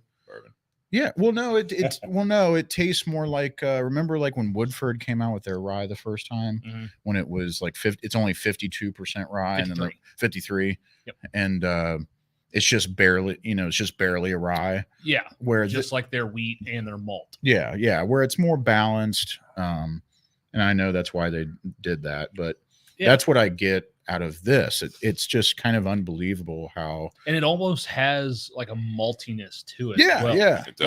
Like it does. Like recently we had an American single malt on here, and it just tasted like breakfast cereal. Which one was that? The Claremont Steep. That's right. Okay. Coming out of Jim Beam. That it just tastes like you're eating grape nut cereal. I mean, it's 100% malt, so there's a lot of that bread and grain note to it. But it's not real grainy. It's not like dusty. This is not. It's not like a lot of new distilleries have a lot of like grain and dusty notes to it because it's so young. But man, that 6 years does it justice for sure. It has a little bit of the grain at the very end of it. But it's That's what I'm saying. Like there's some of that maltiness. There's grain, so, but it's even though it's 100% rye. It's I think complemented. So it's in the so right now it's in the aftertaste, right? It's in the finish. But when I say aftertaste, it's literally in the it's not the finish as much. It's just like right now I'm getting it right here. Yeah, on the sides of your mouth. Sides of the mouth, right? Sides On the of your gums tongue. almost. Yeah. Well, almost on the outside. I'm getting that kind of, and then on the outside of my tongue, way in the back, and that's where I'm getting that kind of the malty, that cereal. But it is complemented by the rest of the flavors, and I do get the sweetness. There's a little bit of the rye spice, but it's not overwhelming. I think this is a super balanced bottle. If you like rye and you haven't tried this, I'd definitely try to pick one up if you can, wherever you are. And this I know everyone's but a rye Manhattan with this. Oh yeah, Jesus Christ. Yeah, rye or a Sazerac. Yeah, this would be delicious. Banger. Or a traditional old fashioned. Yep. Very, very good. Sum up. I was looking up where they're at. So they're in Fallon, Nevada, which is like straight east of Reno. Okay. Like on the bottom on the main front part of the label, like it has established 1854. That's when the family started their farm down Sure. there. Frey Ranch farmers and distillers. And it even has their longitude and latitude coordinates on there. That's awesome. On one side of the label, on the bottom, it says "Be good to the land," and when you turn it, the land will be good to you. Yeah. The branding's great. It says, "Come visit us." Yeah, grown, distilled, matured, bottled at Frey Ranch. So, like I said, they grow all the grains, distill it, age it, everything right there. They did a really good job. I'm impressed. It's Yeah. And each bottle's individually numbered. Yeah, it's not Yeah. overdone. Yeah, it's nice. It's very well A marketed. little bit of a story about the farm and what they're doing on the side there. There it Yeah, is. some authenticity. You gonna read it off? Yeah, this is from Colby. It's going to be the husband. My journey starts with the love of growing grains in a sustainable way here on the ranch. Over 1,500 acres just east of the Sierra Nevada mountain range. Every time I step onto this land, I can feel the generations before me. I've tilled the soil, planted the seed, and grown the grain specifically for making a rye whiskey unlike any other. Made from 100% winter rye, sustainably grown right here on Frey Ranch. It's nice. It Very says, cool. "Come visit us" at the end of that. Yes, it does. Yeah. Very cool. So again, that really like kind of welcoming thing too. Did a great job. Yeah. Mhm. Kudos. Kudos. All right, this is the part we round out part one. So we do this first time listening, guys. We do 3 different ratings: one for the whiskey, one for the cigar, and one for the pairing. We didn't really plan this pairing necessarily, but we'll give you our opinion on it. And it's out of 10, 10 being the best. So, Sean, do you want to chime in on this? Let's get in. And Nate, could I have another small? I'll let you pour it, and then we can switch to something else. I don't want you to. Okay. There you go. We'll have to refill this bottle. I know a place. For the bourbon, I'm gonna go an 8.5. I do like it. It has For the what? the bourbon Rye. rye, whatever. Bueller. That's what I said. Booby traps. That's what I said. Booty traps. No, I do like it. It's kind of reminds me of the cigar. It's got a lot of good complex flavors and taste to it and everything. So for sure. The cigar though, I'm gonna give out a 9. It's really good. Once I get a little more money in my bank, I'm gonna probably buy a few more of those. But Very nice. yeah, they're very It's good. not that expensive. Well, It is when you buy 3. Yeah, it's or- $80 No, bucks. it a adds up. box. It adds up. Yeah, or a box. Yeah, a All right, box. all right. Yeah, let us know. We don't Yeah, have a you're at whole like lot. 450 there. but yeah, I love this cigar. I'm definitely getting another one. That's probably one of my favorites right now. And thank you again for letting us give it, try it. And Of it course. was excellent, man. Yeah. The combo, I'll give an 8.5. I think they both kind of have their own way of kind of complementing each other. Just there's a lot going on and with you do both, and I don't know. I just enjoy the flavor for them together. Very cool. Jake, how about you? Oh, put me on the spot here. You know it's You knew coming. it was coming. Well, no, I didn't know It's your if first I didn't know if time. I was the first. I didn't know You're if the you guys guest. would You're go the through. guest. Okay, my All bad. right, let's go. So, Let's Stop get stalling. Sean out of the way because he's back off camera. so I give this cigar a 9.5. I think the construction's fantastic. The more that I smoke them, it's kind of like a movie. Like each time you watch a movie, like you notice something different each time you watch it. And the same thing goes with this cigar. So like I enjoyed it when we smoked it in PCA. And it's different when you smoke something like out in Vegas and then you come back and smoke it here. So I always like to smoke it out there and then I smoke it back here after the PCA. Especially because you're smoking so many cigars that day. Well, that and it's just super dry, Yeah. At least back here we have a little bit of humidity. But anyways, it's just the flavor bomb that this thing has that keeps coming back to me. Yeah. I think the band, I think all the marketing and the branding that goes into this cigar is perfect. I think it goes great with kind of what Crowned Heads is doing. I know Steve mentioned the foot bands that we were doing, and Yeah. all of our cigars have foot bands on them now. And I think that just goes back to because we have, if John says I'm wrong on this, come out and say it. But I think there's I think every brand kind of under the Crowned Heads umbrella, whether you're talking about Four Kicks or Jericho Hill or Mil Diaz, La Imperiosa, La Vereda, and countless others, I think each one of them have their own leg to stand on. And I think that that's what John wants to do with those different cigars. He wants them to have their own story. He wants them to have their own identity. But as far as brand recognition, that's what comes with the foot bands. And I think it allows us to kind of tell everybody like, hey, we're here. We're Crowned Heads. We're not boutique anymore. And we're ready to, start the show. And, now we're here with La Vereda, and it's just a showstopper. So I think the construction's great. I think anybody from a novice to an experienced smoker can enjoy this cigar and not be too much for a novice, and it has all the right flavors for an experienced smoker. It's that balance between sweet and savory and spicy and all of the above. So really, really impressed with it. Ernesto, thank you. And thank you, John, and all my hierarchy at Crowned Heads. So I think it's awesome. 9.5 for me. The Frey Ranch. Frey Ranch. Rye. Frey Ranch Rye, 100 proof. I really enjoy the nose on it. That was the first thing that kind of stood out to you. Yeah, just popped out. Very floral. I still get like this balance between sweet and savory, kind of like the cigar a little bit. And it's got that malted kind of dustiness on the back end of the palate, but it's not like a young, like dustiness. Which I really, really enjoy. I think it's very well rounded. There's no sharpness to it. And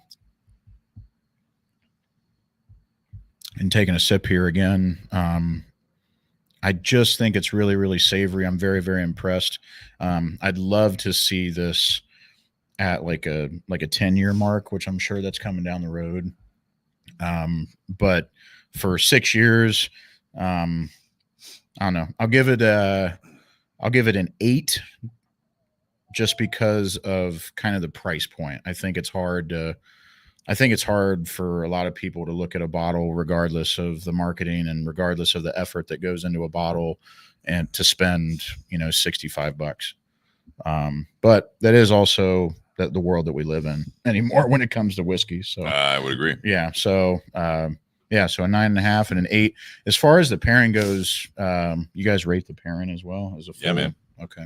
Out of 10 being the best. Man, It's like it's your first time on the show. well, it's been a while. I know. It's on the screen, though, if you look forward. Whiskey, cigar, and the pairing. And here we are at the pairing. Jake Sanders, Got it. La Vereda, Okay. So, and the Frey Ranch. okay. So Rye. I know it has nothing to do. I think, the pairing is not really doing it for me. Okay. So I'm hitting like a 7 on this pairing, which it has nothing to do with like the quality of the separate products. It's just, I think there's just so much flavor coming out of both of them. It's just messing me up. Like my tongue is just like my whole mouth is completely full of flavor. Like it's just, And that's a bad thing? just like they're counteracting themselves. Like Okay. it's just like numb at this point. Okay. So Okay. With you being with Crowned Heads, because I get that question a bit, and Nate has as well. yeah. Go with the La Vereda, what would you pair with it, or what have you paired with it that you've enjoyed better? Not saying this is a bad pairing with a 7, but it's just not your pick. What I've really, really enjoyed, actually, well, he's not wrong. What I've really enjoyed with this, I was going to say Elijah Craig, but whether the toasted barrel. Okay. I really enjoyed the Elijah Craig toasted Would you barrel go with this. bourbon over rye typically on this? I would. Okay.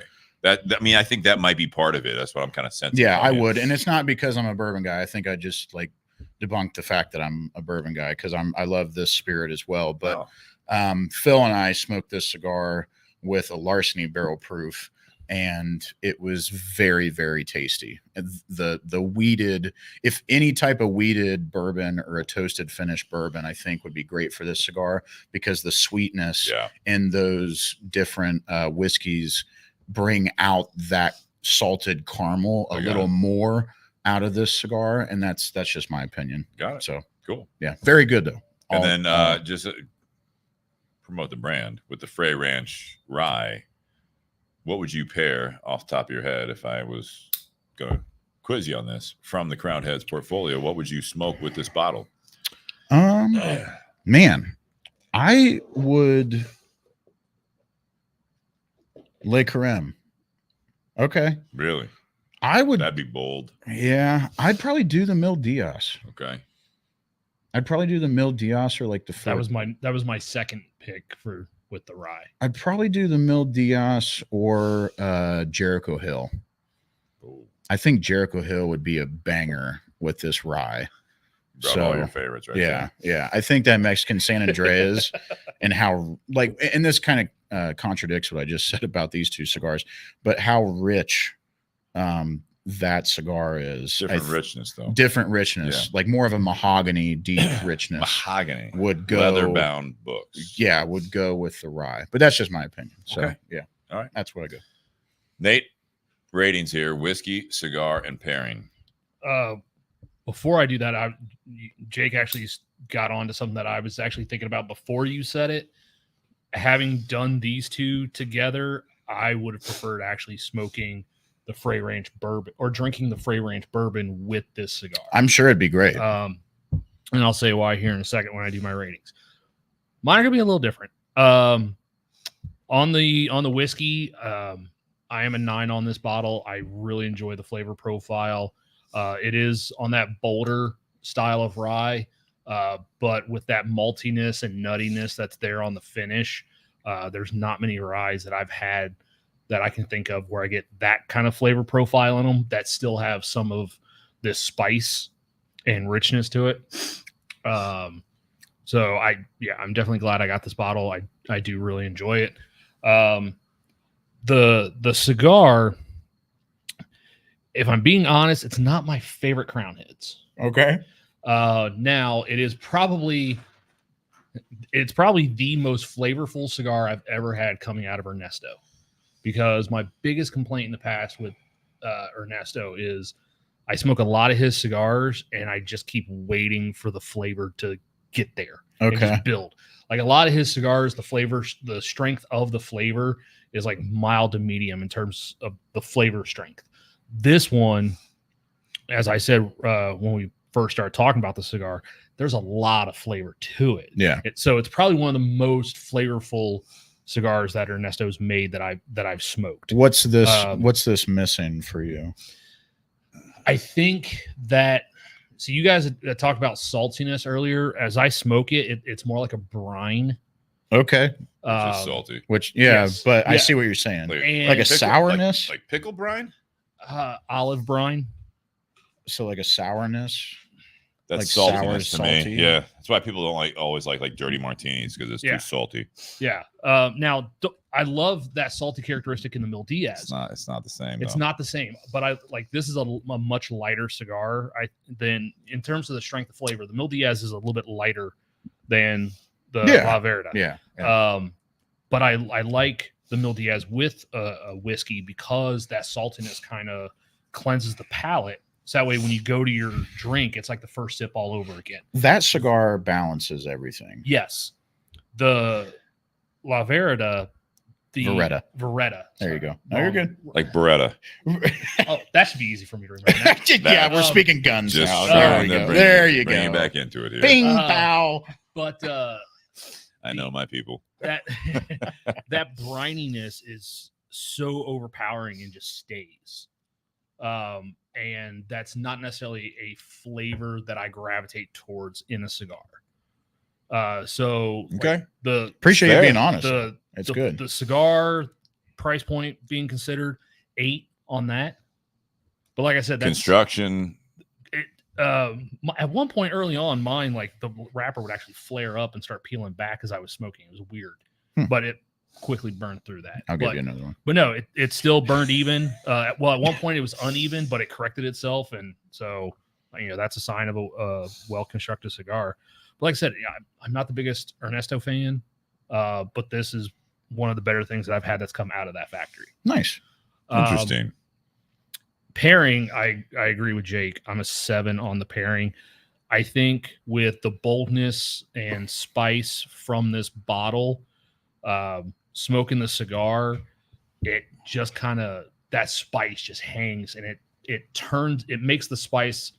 I think the spice is a little bit more subtle on the bottle by itself, but smoking this particular cigar, it just kind of heightens that, and it kind of overpowers.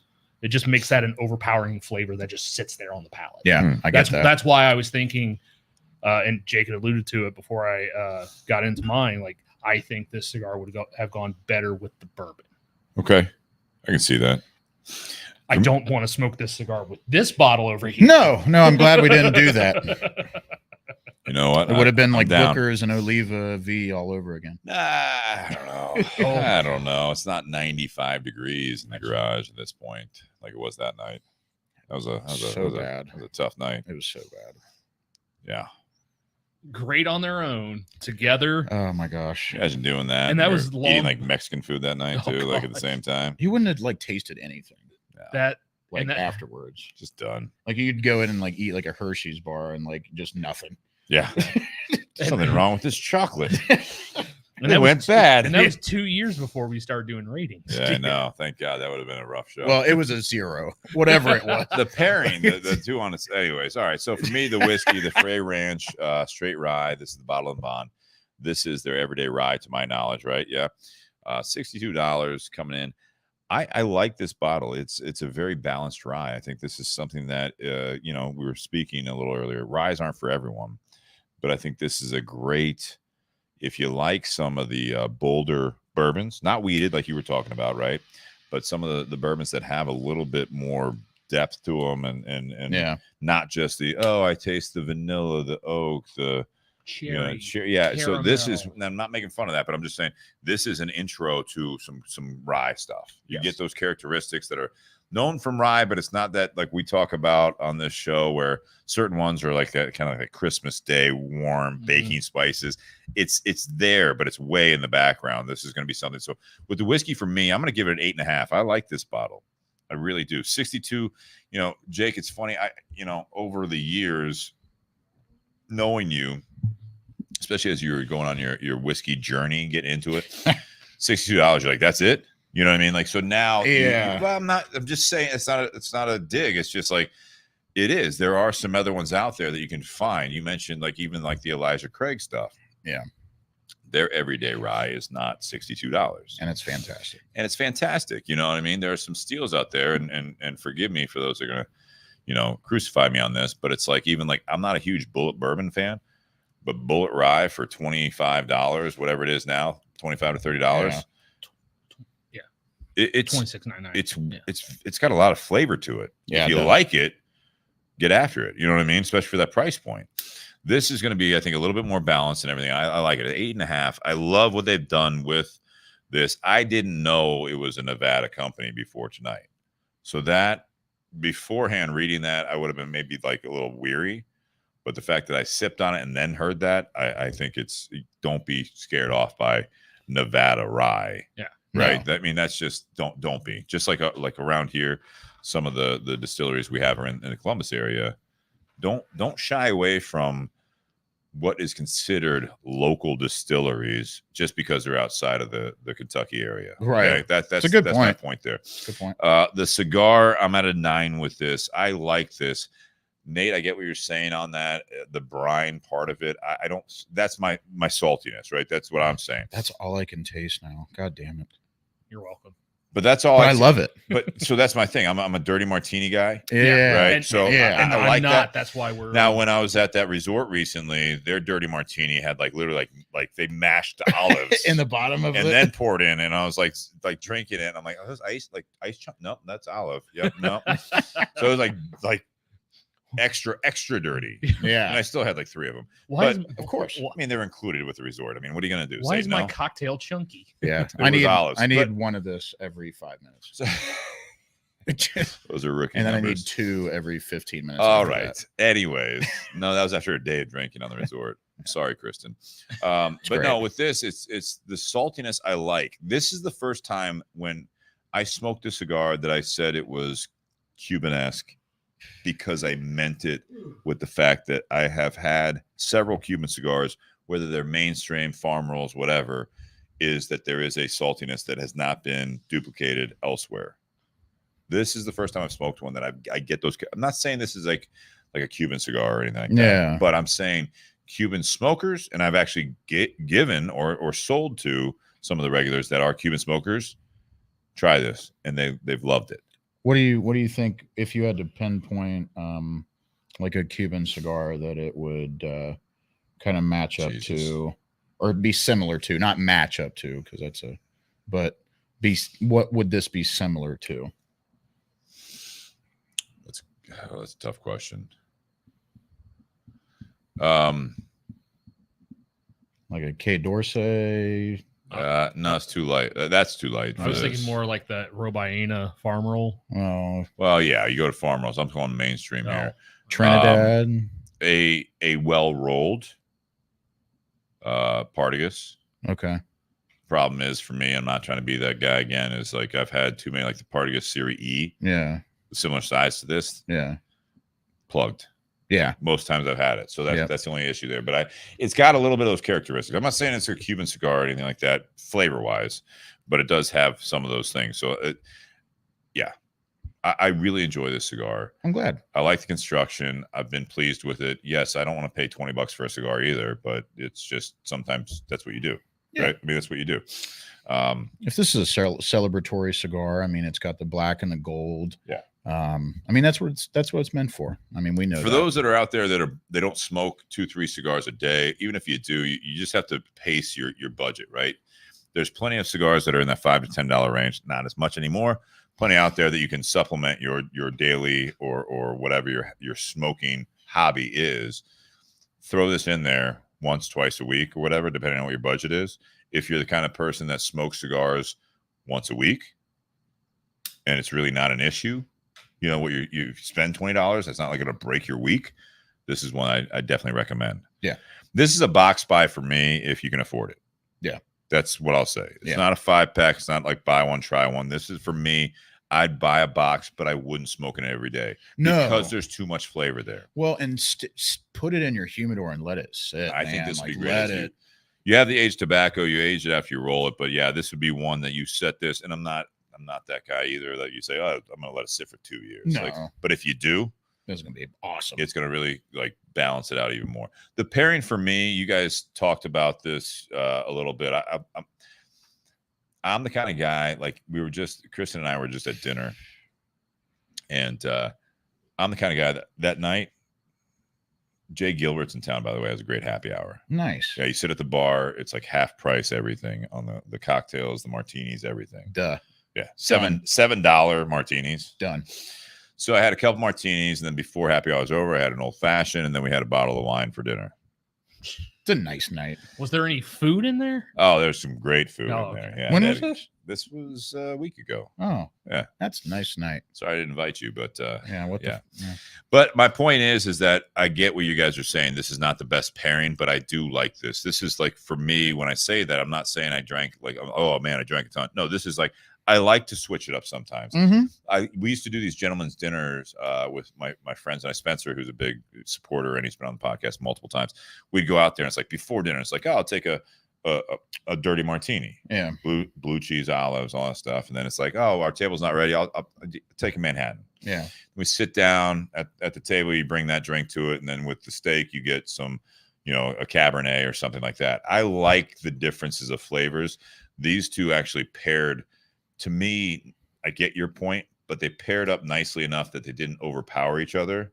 They both stood up to each other, and I like both flavors. So for me, this is going to be an 8.5 on a pairing. Oh, nice. Because I like having different flavors sometimes. Yeah, for sure. It's nice when they complement and they bring more out. These two just kind of stood by each other. Can we start up our own like gentlemen's dinners, since you guys don't like doing it Sure, anymore? yeah, absolutely. Be a nice time. Yeah, it would be a good time. Yeah. You can go to Jay Alexander, or not Jay Alexander. I'm sorry, Jay Gilbert's. Excuse me. Yeah. Sorry, Jay Gilbert's is the place to go. Where's that at? Worthington. Oh, okay. I still haven't been to the top either. Everybody It's gonna talks be about a the top. classic there. And I want to go to Jeff Ruby's too. So that one, yeah, we were talking about that. I've heard nothing but good things, but talk about price tag on that. I know you don't like travel a lot, like as far as like driving goes. I don't like that. But man, Eddie V's in Pittsburgh It's only a 3-hour drive. is oh my gosh. I was completely blown away. Like when I lived in Indianapolis, like that's like steakhouse, like city where you got you're like St. Elmo's, like world famous St. Elmo's. You have Prime 47. Used to have like Morton's. You have Hyde Park. You have all of them there. But like Prime 47 was my jam. And then we went to Eddie V's in Pittsburgh and did the whole shebang. We had like 24 oysters and some old fashions. We had all right, like if you want to buy us dinner, that sounds great. All right. Well, Bourbon and BS podcast on yeah, Crown we Test. just Perfect. we need Miguel's Amex. Then we're good. Miguel, you're invited as well. if you're Miguel's listening. invited. All right, guys, let's round up part 1 here. Tinder Box event with Miguel, and then we're driving to Pittsburgh. Yep, private event for just us. Cool. Buyjack.com/bourbon and BS for any of the shirts, any of the swag out there. Thank you, Tinderbox at Easton. Thank you, Crowned Heads and Jake. But the La Vereda is available at Tinderbox at Easton in Columbus, Ohio. Check your local retailers as well. But this is a fantastic smoke. Altadis USA, we have some aging rooms, but I think we're going to switch over to the Mil Diaz next. Yeah, if you want, it's up to you. No, absolutely. Altadis USA, thank you for the continued support. And then BS Cigar Company, the gold and silver are available. And you guys out there, if you want to throw us some support financially, patreon.com/bourbon and BS podcast or Venmo at Bourbon and BS. We appreciate all of that. And the best way, as we always say, is to share, like, comment, review, and subscribe on all the formats you enjoy listening to our show, and tell your friends about it, whether you share it through social media or you just literally tell them about the show. So appreciate that, guys. Happy Whiskey Wednesday. Cheers. Cheers, everybody. Thank you. Quick intermission. And Thanks then, for having us. Click over to part 2, or if you're listening Thanks for having live, me. just hang out. We'll be back. Cheers. You need a break? You guys good? I need a water closet. Okay. A lot of times when I'm at Carfagna's and someone will come up and they're looking for recommendations on a bottle, either for themselves or as a gift. Yeah. A lot of times I get the, hey, do you know much about whiskey? I'm like, I know enough to be dangerous. And then usually somewhere in the conversation, I'll slip in the whole podcast thing. So it's kind of funny. I've been wanting to try that when it first come out. It was rated one of the best under $50 bottles. What's that, the Frey Ranch? Yeah, but it wasn't the rye. That's for you guys. Yeah, the bourbon. Dude. That's why I brought it, actually. So I'm actually happy you like it. Bro, Sazerac Rye. You don't have to do that, man. You're always welcome Take with it it. back. Hey, no. If he doesn't want it, I'll. Loves it. If he doesn't. But It's true. Just sit out here and I take it inside. What? Took it inside. The Sazerac you brought. so that Frey Ranch, it's like Crown Royal, obviously the New England's too. Like you could have put that point in. Like the first whiskey in America was. Talk into the rye mic real whiskey. quick for those who are Because up listening. in the New England. I put some in there. All I could grow Okay. was rye. Sure. So till Thank we you. come down and just devastate Perfect. the Indians, they Well, didn't yeah. realize that. And so that's one of the things that we People learned. don't know that. They just kind of think that like, Thank you know, Oh, do we want to do that? traditional. No, he whiskey literally just Yeah. said this is in for America, us. but it's Nice. actually rye. Yeah. Well, that's one of the things that Keep it on the we garage. learned a couple years ago. The first time we had Greg Snyder on, Up north. he's the head of distillery operations for Chicken Cock. Prior to Prohibition, rye whiskey was the number one How cool is this? whiskey in the United States. Hey, I got you a couple things, Jake, Yeah, in case I leave. we got to finish this. So Okay. Yeah. So it sounds like that Frey Ranch is kind of like they did like a spinoff of like Want some? Yeah, uh, want some? what's the one up in Vermont? What's the Whistle Whistle Pig. Pig. But they source a lot of their stuff from Canada, Yeah. right? Well, Most when of they it. originally started, they were Pig whistle. They tried to do the farm to grain type. Yeah. thing. Turn on their mic But- so but at least they- you can. Hey, we turn on their mic so you can at least hear them a little Well, bit. yeah, if someone talks into it. It'll pick up a little bit. Oh, damn it. But yeah, Broke his tail off. Oh, they are. Yeah, Yeah. so you can talk into the mic so that way. Everybody wants to hear what Phil Davis knows about whiskey. Oh, I thought they were on break. No, it's fine. No, We are on everybody's- break, and we got to go into the part 2. We're But losing viewership because you're not talking about. I highly doubt it. Well, no, let's get a camera on this guy. They're Stat. their bourbon's a 4 grain, but yeah, it's This all was a their burn farm. pick that we did. Well, and I'll tell you So, what's this is amazing my is last what really little- got me little- was Crown Royal little made snippet a of it. single barrel with a That's the cereal one rye. after it. And Yeah. Jim Beam did one Thank you, buddy. way back in the day, the little I 375s. They broke did a the- red wheat and they did some other stuff. Broke his ass It's off. amazing when you change that up. Now he's a It's Philly. kind of cool to try that different mash bill. Yeah. That you typically wouldn't. Okay, that's where everybody likes that. Yeah, that was a good board, man. You've never had Bland's? I've got a Really? I've got a Blant. It's impossible to get. I've got a Blanton's Gold at home. You've never had Bland's? No, just it's hard Don't to- make fun of the guy. No, I'm just Thank you. I just fucking drink it. okay. Well, it's funny. That's like one of the most requested bottles at the shop. Like, hey, you guys got any Blanton's? Like, Everywhere. well, there's 2 ways you can get it. If you Drop it. find out what Saturday we have it, you can start waiting in line about 5 or 6 o'clock in the morning, and you'll probably get one. And they're like, "Nah, I'm not waiting in line." I was like, "Well, your other option is to spend about 6 or Yeah, 7 it's not hour going drive round trip to Kentucky and probably pay 3 times what retail is." So $199. Yep. That's what we saw last. yeah, when Steve and I were in Louisville a couple years ago, it was $200, How much is it normal? $64.99. That's gone up a little bit. All right, you guys want to jump into part 2 because we are an hour and 48 minutes Yeah. into it. Nice. Is it? It It was is. good. It was good part 1. It's good Yeah. part 1. Hit it up. That was dumped a day before my birthday. Nice, man. Cut this Mil Diaz. So that is. If I would have known that, I probably wouldn't have opened it. Grenade. But it's already open, so fuck it. It's like a pigtail mixed with a like that Fan. fan tail. Yeah. Like a Bob Ross fan brush. Yeah. That's funny. Well, that's the last one. So whoever wants it, grab it. I'll take a sip of it. Yeah, I know. Quick silence.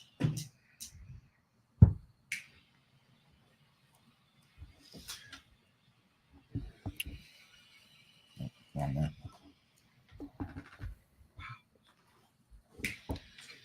Product placement there. Welcome back to the Bourbon and BS podcast, everyone. This is episode 291, part 2, Beyond the BS, and we are still in the garage with Jake Sanders from Crowned Heads, also former Bourbon and BS podcast co-founder. And the crowd goes wild. Yeah, they're nuts here. It's really no one's listening. Thank you, anyways. everybody. It's a little major league Thank action you. there. Yeah, it's great. Hey, let's go. Hey, all right, yeah. Hey, we go Vaughn. I'm about to light up Crowned Heads Mil Diaz. This is a new size. Jake, what is this? This is called the Topaz. Topaz, whatever you want to do. Whatever you want to do. Yeah, it's so obviously Mil Diaz has taken the world by storm. I smoked it even before I worked for Crowned Heads. I think this is a wonderful medium body monster. It's just creamy and cedary and kind of rich but not, and it's just like all the best worlds combined as well. But so this is the new size that we came out with. We wanted to pay homage to the blend, and it's based off of the Trinidad Topaz that comes in the tube. So it is 4 7/8 by 56 ring gauge with a small fan or pigtail or whatever you want to do. It is comes in a 20 count box, classic, same box design, wood lacquer with the gold inlay on it. So Is this limited? no, it's a core size in the core line. And honestly, I know a lot of people say this when they're kind of promoting a product, but really, I mean, I did not. Those of you that know me know that I smoke Mil Diaz constantly. Yeah. I did not think that this blend could get any better, and this size this size did it. This size is perfect in every way. The smoke production is fantastic on it. It's open. They have great draws on them. I've smoked a lot of them and had no issues whatsoever. They're fantastic. So I'm a sucker for the double Robusto in this blend. yeah. But I will say off the rip, it's funny.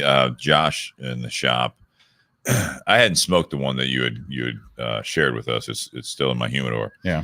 And I came in and he was like, man, that topaz. I was like, what? The topaz that Jake gave us. I was like, what are you talking about? Because I didn't see it was a new size. I just said mildew. It's like, Josh, what are you saying? He's like the Mil Diaz. I was, oh. He's like, yeah, the new size. I was like, I didn't know what you were saying. He's like, and then he didn't sleep well the night before. He had like 4 cups of coffee and all that stuff. And then so like first thing in the morning on Tuesday, he's just like, yeah, I mean, and then had that the pigtail. Yeah. I was like, yeah. It's like, what does that mean? I was like, what do you mean? What does that mean? He's like, like why? What does that mean that they put that on there? I was like, nothing. It's just a style. And he's like, oh, so does it mean anything? I was like, mean what? Like this just went on and on for like I can imagine minutes. with you two. And I was like, Josh, what the fuck are you talking about? Add, And he's add like, Todd in there, and you would have been on for another hour. He wasn't there. I wish I could have just doing his opening. And I finally, he's like, I don't don't think I'm saying it right, because again, he was deprived on sleep and he had coffee in him. He's like, I don't think I'm saying it right. He's like, why do they put that on there? I was like, oh, it's just a different style, the way to finish a cigar. And he just like looked at me. Oh. It doesn't mean anything, Josh. He's just trying to learn. It's like he's You're looking just being a meanie. dick. No, I was just like, I don't know what you mean. What does it mean? You're really like, cute, what do you kid, mean? but I don't understand what you're saying. And all of our listeners just went deaf as Steve or as Jake just blew out the channel. Oh, it's fine. I'm It's sorry. fine. Get better at hearing. All right. Part 2 here. He said Blanton's Gold just 120. Yeah, if you could find it. It's a lottery bottle, and I got one. All right. So part 2 here. So this is when we're going to go over some of the audience topics and questions. So if you guys are on the Bourbon and BS community page, this is where we kind of reach out to you guys. If we get some good responses, which we did this week, it was fantastic. So It was good. yeah. Let's see if I can find this. Has that kind of been the new thing? Yeah, lately we've been doing that. There was a week that we kind of had a topic because it was not a whole, and then we had some more. We had some more comments on there. So Kind of doing like a Matt Rife thing. we're not working the audience in that way. It's more of just like, I'm not diminishing it. I think it's good. I think it's more just like if people like sending emails or things throughout the week type thing. No, I mean like to answer questions from the audience, but this is just what we've been doing here. Yeah, it's good. A lot of good ones. Yeah. Do you want me to go back, or you're gonna read them? Go back to what? Oh, this. Yeah. Well, we'll start with a kind of an industry question here, and then we'll go into some other ones. But Uriel says, for you guys doing the podcast in the cigar industry, I'm sure you guys love your job.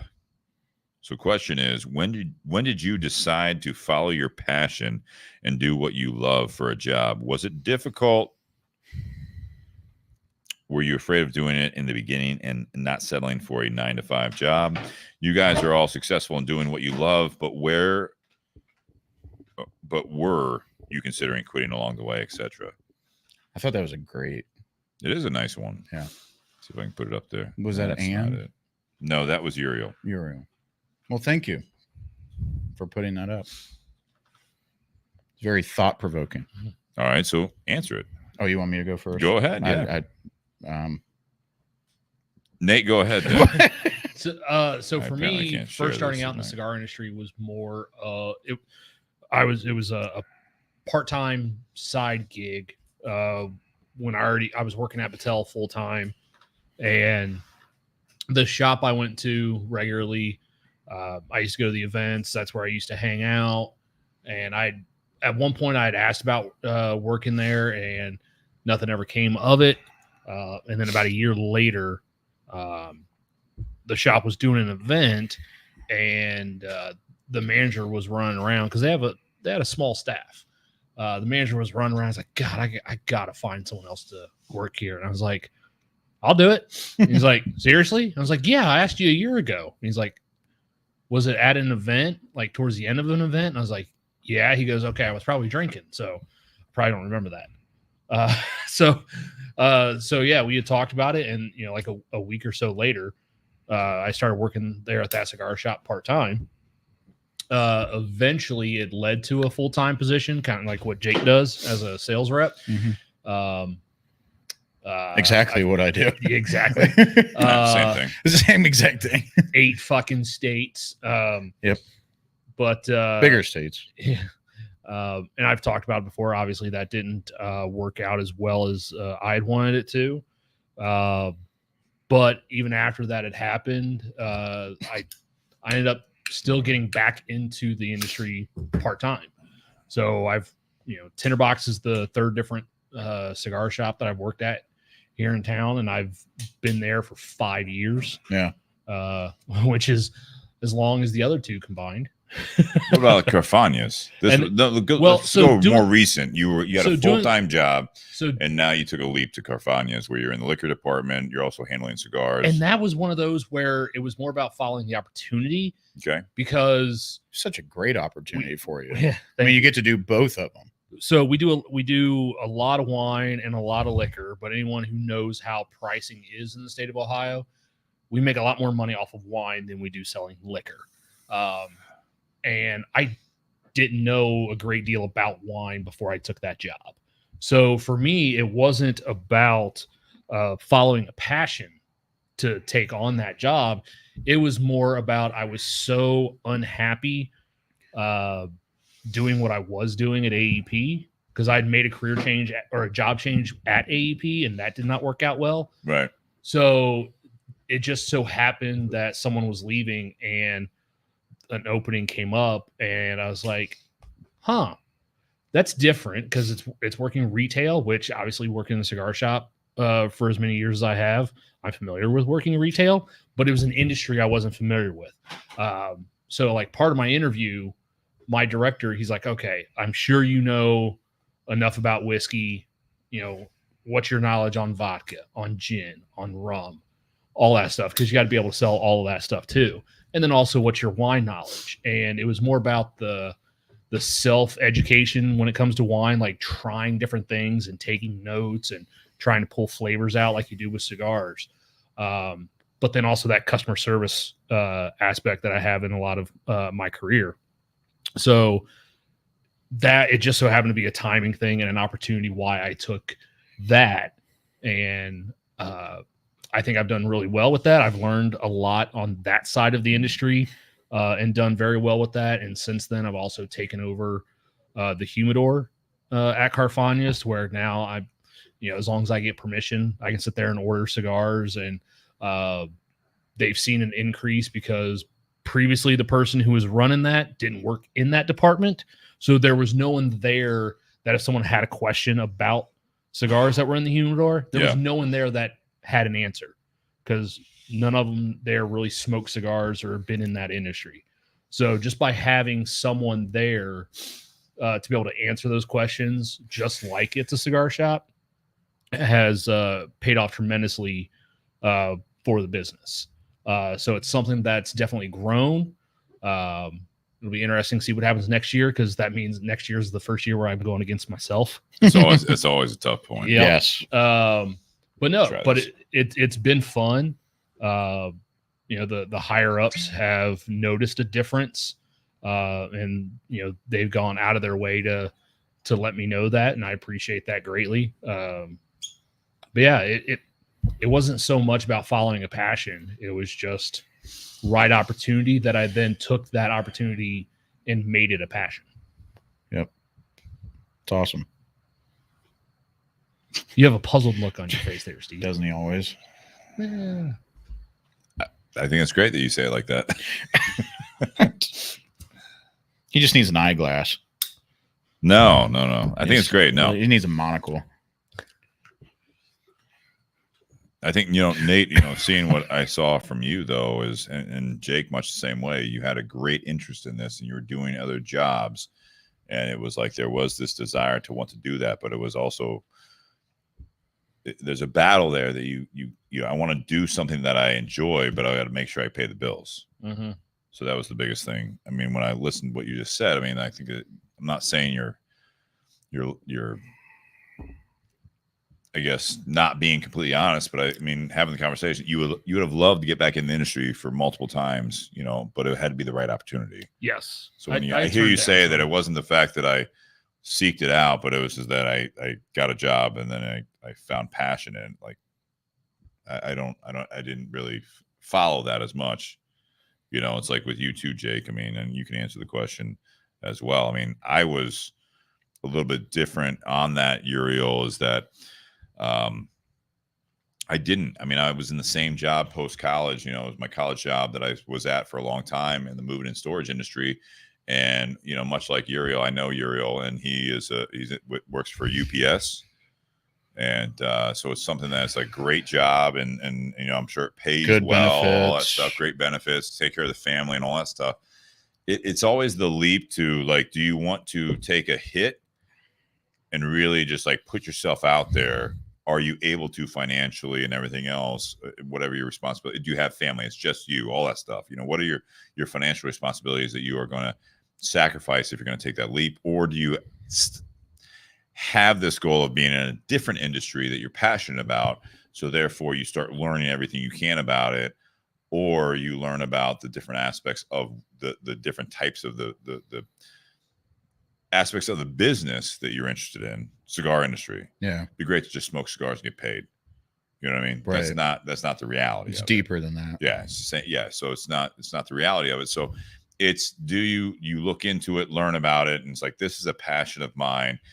How do you change a passion or a hobby into a job? It's make sure you find something, make connections, keep making yourself out there. I want to say, you know, Jake, you were one of them. One of the guys that's been on the podcast a lot on the show is Tyler Jones. Yep. He's the one that he was a younger guy. He was in the Air Force. He was, you know, he did his I think 4 years. Yep. And in the meantime, in his off time, he started really working in a cigar shop locally in Dayton, Ohio, and started making connections. And he knew that as he got out of it, he was like, I'd love to get into this. Yeah. So he started but he started working in the industry while he was doing something else. Yeah. That's a big thing. I think if you're passionate about it, it's not just hanging out, if it is cigars, whatever, not just hanging out in a cigar shop. And then it's like, hey, I want to do this. And it's like, what do you want to do? Right. You want to own a shop? Okay. Like, talk to some shop owners, find out what they went through. What does it actually entail? I want to work in a cigar shop. Well, you're not going to make your whatever you're making at most cigar shops selling cigars part-time or even full-time. A lot of it's hourly employees. You know, it's not so it's a big part of that. A lot of them are smaller businesses. Depends on where you're located with this. So I mean, I think the biggest thing is that you know, when he says, were you considering quitting along the way? For me, I was that type of I guess story where I was working in the moving and storage industry, and every couple of years I was coming up to a roadblock where I'm like, all right, this is not what I want to do. I'm stressed. I've got these problems doing claims. I was doing claims for the moving industry for a while. That means every day I walk in, how many voicemails do I have? How many problems you got? How many new pieces Holes of in the paperwork drywall. do I? Yeah. And then it went on from there. But I did get promoted through that career and learn a lot about business and customers and everything else. But even towards the end, I was just like, what's the next step? And I was in the conversation about taking over the business from them. I didn't see eye to eye with them, and I don't think they saw it with me. And so I think there's a frustration on both sides, is that wasn't where I wanted to be. And they promoted someone that they could see that their goals and tactics of how to train me after 10 years with them didn't see it didn't align. So I had been working part-time, couple hours, basically it was literally 6 hours a month for Brian at Tinder Box. And so it ended up where it just kind of happened where I was let go from that business after almost 11 years, and was already connected with Brian and being in the shop, talking to him, networking, and all that stuff, and did my due diligence of what I probably should do in a smart way is stay in logistics, stay in the moving industry. I had a non-compete, so I couldn't do that unless I moved. And I had some job offers in the industry in the same franchise system if I moved out of state. And it came to, after a while there, is that Brian and I came to an agreement that fast forward 11 years almost later that I've been in the industry. He's probably been pretty proud since he made that decision. Some days. Oh, geez. Yeah, some days. Don't ask me. No, I mean, I'm not. I'm just saying, I mean, working under you and seeing the intricacies outside of you and Brian's scope, I would say yes. Yeah. To that. So I'm still employed. What? So that's a positive. Very sure. That's a positive. For now. For now. It's like Thank a you, very Phil. what's Thanks for not speaking to the mic. It's like melancholy, I think, response is what the old folks would say. No, I mean, to Uriel's question about all that stuff, it's like I never really decided. In fact, I would encourage people that if you do, like, if you're not happy with what you're doing, then that's a point where it's you try to stay in the driver's seat to a point. Don't just bail on something because that day or after a week or whatever it's building up. Figure out what you want to do, and if you can follow a passion of yours so you start exploring what are the options in that industry. You know, both of you guys have done that before, and a lot of times, like even on some cigar, if you're on Facebook, when there's positions for reps, a lot of times people will post those. If you go on even like Indeed, I've seen cigar rep jobs on there, and it's blown my mind. Sometimes I'll get an email because I'm on like LinkedIn. Yeah, it'll show up on there, and I'm like, and then I'll text someone. I'm like, so why are you looking in the Midwest area for your what's going on here? right. And like, how'd you know about that? Because I'm on fucking LinkedIn, man. Right. You posted a job for this territory for your company. Right. Oh, I didn't know you'd see that. I'm like, I don't know if you know how LinkedIn works. It's Like, this is not a classified ad. It's like a professional social media It's just network. something. That's all it is. Now, I will say in the cigar industry, not a whole lot of people are on LinkedIn. No. So it is. I get where they're coming from. I'm like, yeah, I'm on there. That's what I kind of like about it, though. Yeah, sometimes. Yeah, it's good. Do you want to answer that? You want to go on to the next one? No, I mean, for me, first off, I think it's a great question. I think it's cool because we get to, all three of us kind of get to tell our stories. First off, like, I mean, everybody gets to listen to like your guys' stories, but I think everybody has an interesting story that they need to talk about, especially with the cigar industry, because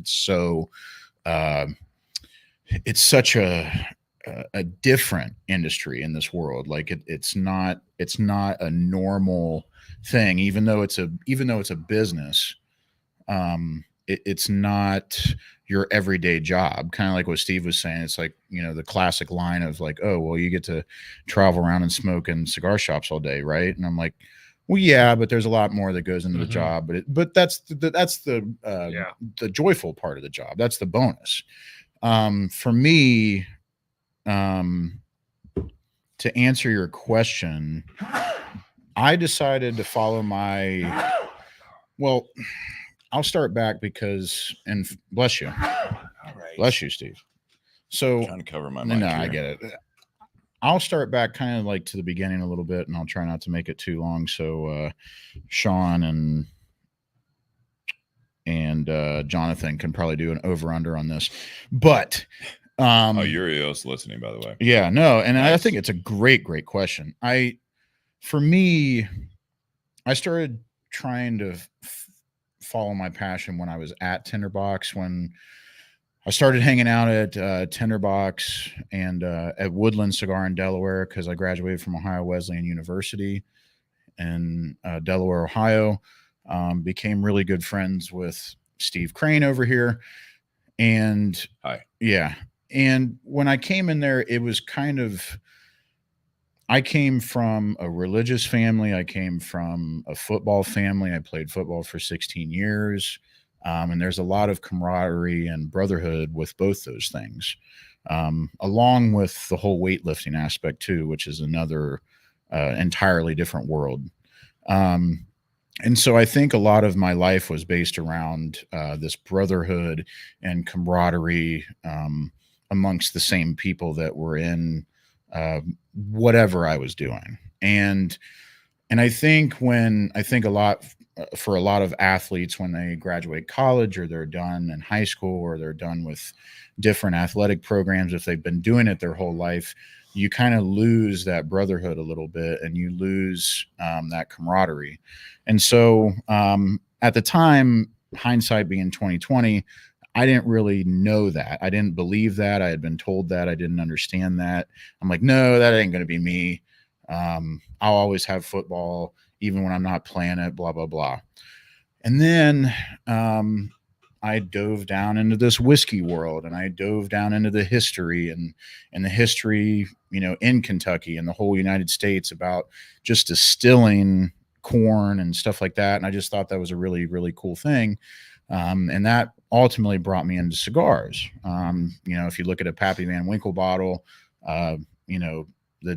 Julian Van Winkle's smoking a cigar on the label. So it's just kind of one of those things that kind of brought me to cigars. And then hung out at Tinder Box a lot, and Steve and I became best friends. And much like what you were saying, Steve, where it was kind of a pleasure, but I kind of knew what I was doing because I wanted to get in. I wanted to work at Tinder Box. You had your feet kind of in a lot of different areas of your passion. Yeah. Videography. It was fitness, cigars, Yeah. bourbon. Yeah. I think that was a 23-year-old Jake. Yeah. 22, 23-year-old Jake. And as we all know, and as my parents said, two of those things don't align with the other two for the most part. So the whiskey and the cigars. well, with the athletics and doing that stuff. I've been battling that for 20 years. Yeah, exactly. So I disagree. And also coming, from a religious background, I'm still very, very faithful, and I have my own relationship with God. But I think when a young man does that, when he's right out of the house, there's certain things that are put upon him. And when you're showing enthusiasm towards, let's face it, drinking and smoking, it's kind of shunned a little bit, and it's kind of it's a bad area to kind of be in, unless you understand it.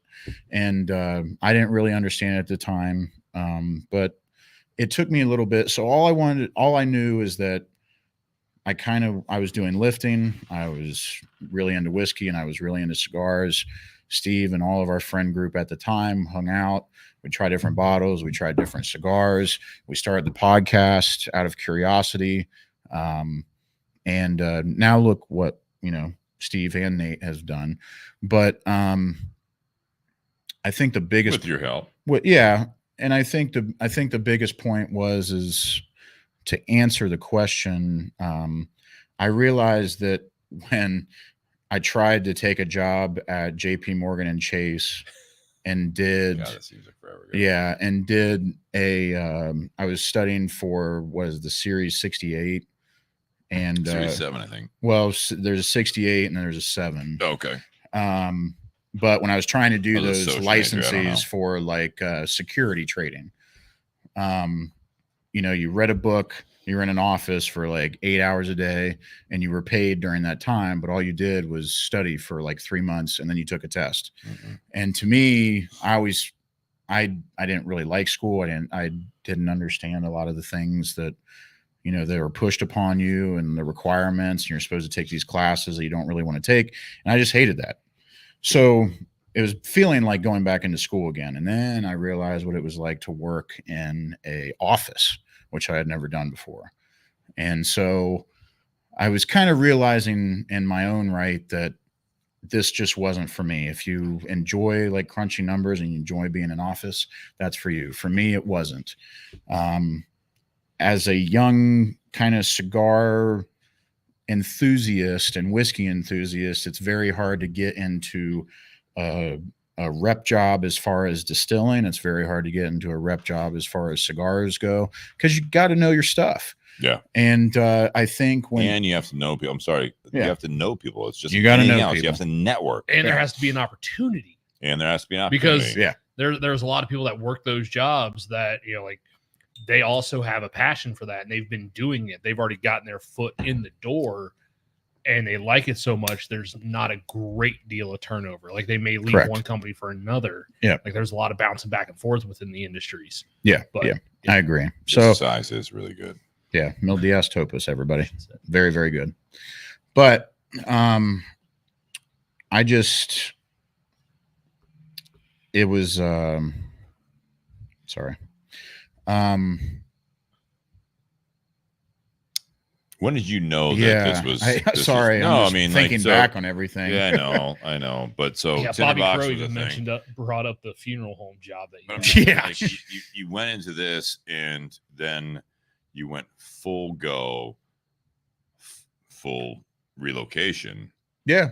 to do this full time. That I think, you know, knowing Jake, this is a guy that, again, trying to figure all this stuff out. He's got those like the feet in the different pools here of For what we're talking about. sure. For And sure. you try and chase. You're trying to like do like the adult jobs is the way I looked at it back then, or looking back, not when we were in that like as a friendship, but it was like you're trying to figure out, all right, so I need to make money. I need to get a job, right? I need to do something, right? Yeah. And you had your foot in a lot of different areas. And then the opportunity of Burn came along. Now this is something that not only that Jake had to say, I'm going to be in cigars full time, but now my girlfriend and I are going to have to move away from home. Right. That's a big move that not many people would be willing to make. Well, and so to Uriel's question, what made you do it, or what was the deciding factors to that? I think the deciding factors for me was the fact that I realized that I just couldn't, I have to be passionate about what I'm doing. I have to enjoy what I'm doing. I can take a little bit of unpleasantry and persevere and adversity with things to a certain extent, right? But it's like you're choosing a job. Like we all need money, right? But for me, it was like, you're starting out, you're trying to make this, your own self in the world. And it was just, for me, I just couldn't be in the office anymore. And I couldn't do that. And I couldn't do anything, but my passion was cigars. And I was, I had tons of conversations with Steve after the original, episodes of the podcast. Yeah. Where, it's like, how do you get into this? How do we get into this? And it's, again, like what we've said is, for me, it was going to events, networking, becoming friends with other reps and becoming friends with hierarchy of different companies and making sure that they know my name, making sure that I have a lasting impression on them, making sure that they know that I'm serious. I think that this podcast helped out a lot with that, because they knew that, with Altadis and Josh Bentley and Paul, I think that they knew that I was serious. I think that Rob with Rocky knew that I was serious, and therefore Rocky and Nish of Rocky Patel Cigars knew that I was serious. And it was just kind of one of those decisions where obviously I had a significant other, and Alicia was amazing, and I spoke with her about it, and luckily she, was all for, relocating and kind of advancing on this new adventure. But it was just, I knew that I couldn't do anything else. I knew that I was not going to be able to sleep or rest without kind of pursuing this more, because it was all I could ever think about. It was what I dreamt at night before I went to bed. It was during my dreams. It was kind of it was just a love relationship. And I just needed that one opportunity, like what Nate said, for someone to give a young man an opportunity. And that was Rocky Patel and everybody at Burn. And the same thing goes for Crowned Heads. The next thing I realized was that I wanted to pursue being a rep, and that was the main thing that I wanted to pursue. But the stepping stone was working in another humidor and managing that humidor. So, and trying to make a name for myself. This is nice. Bobby Crow says, I think it would be therapeutic to rewatch the old episodes to see how the podcast changed. Oh, jeez. You gotta get no, used- I think that's everyone. You gotta get used to the audio. It was a little hot different back then. Yeah, and I'm just saying, very hot-headed. Well, for you, for me, for everyone that listens to it, I mean, we've all grown together. That's what I love about this podcast. But I will say to I guess compliment what you're saying, Jake, going through it with you as a friend. You brought up Josh Bentley, Paul Waller. You interviewed for multiple jobs. 2. And the same job twice. Same job twice. That's the whole thing. You know, you talk to anyone that I think is successful, someone that's been successful, older than you typically, right? Sometimes same age, depending on how old you are, but that they have followed a passion. They've done that. To Uriel's question is, it's not overnight. It's not without its obstacles. It's not without its failures. And I think it's something that, again, everyone's on their journey, their path, or whatever it might be. But if they're happy with it, it's like someone that looks at Jake at an event. That's the cigar rep is a rock star to a lot of people in this industry. Yep. Man, it must be great. It's like, well, it is. Well, how'd you get it? Do you have a half hour to talk about this? Right. Because this is not a 2-minute answer here. No. It's not, I applied, I got hired, and now I'm on the road. It's, I was single, or I was with someone, I'm with my significant other. It's I'm on the road a lot. I got rejected twice, 3 times, 4 times, whatever it might be. Yeah. And I was like, for Jake, it's great. I was part-time at a cigar shop while I was doing other things. And then I finally got the opportunity to work for Burn. Yep. I had to pick up everything and move away. Luckily, my now fiance was with me. Yeah. And then we had to go through that. And then I was there for a few years. Well, and now I'm here in front of you with Crowned Heads. Well, and they're like, what? Yeah. That's a lot. And that like, happened. No shit. And it happened in 4 years. That's what I'm saying. That's like no shit. And there's no right way to do it. But I think that it's, if you want to follow your passion, whether it be an industry or it be something that you do, if you want to be in sales, you want to be in management, you want to start something, you want to be in real estate. It's not, you don't just start like, I'm just start listing houses. Like, that's not how this works. Well, and I'll add to that where I'll say, like, there's this big like entrepreneurial like kick, right? And like the world. And if that's for you, that is great. But what are you selling is my question. And we have friends, Steve and I both have friends in the Columbus area that are doing that. And one in particular is doing great. Mike. And I love Mike. And put a roof on my house. And to see what Mike has done with Columbus Roofing Company is unbelievable. But he came from selling grave plots too, and then before that was construction. So before that was the mine. And right? I think for him, a lot of it was the sales, and Mike like really excels at sales. So I think it's finding that. I think this is going back way back, like to what Steve always said was that, you find your passion and you pursue it, but how do you pursue it? For me, I think there's no right answer, but the one important thing is being persistent on that. And seizing the first opportunity, because you may realize that for me, I wanted to be a rep from the very beginning. When I worked at Tinder Box, nobody would take me, right? Because you're being a cigar rep, you're on your own, you create your own schedule. And for the most part, and it's, for me, it's ultimate freedom. I get to see lots of parts of the country.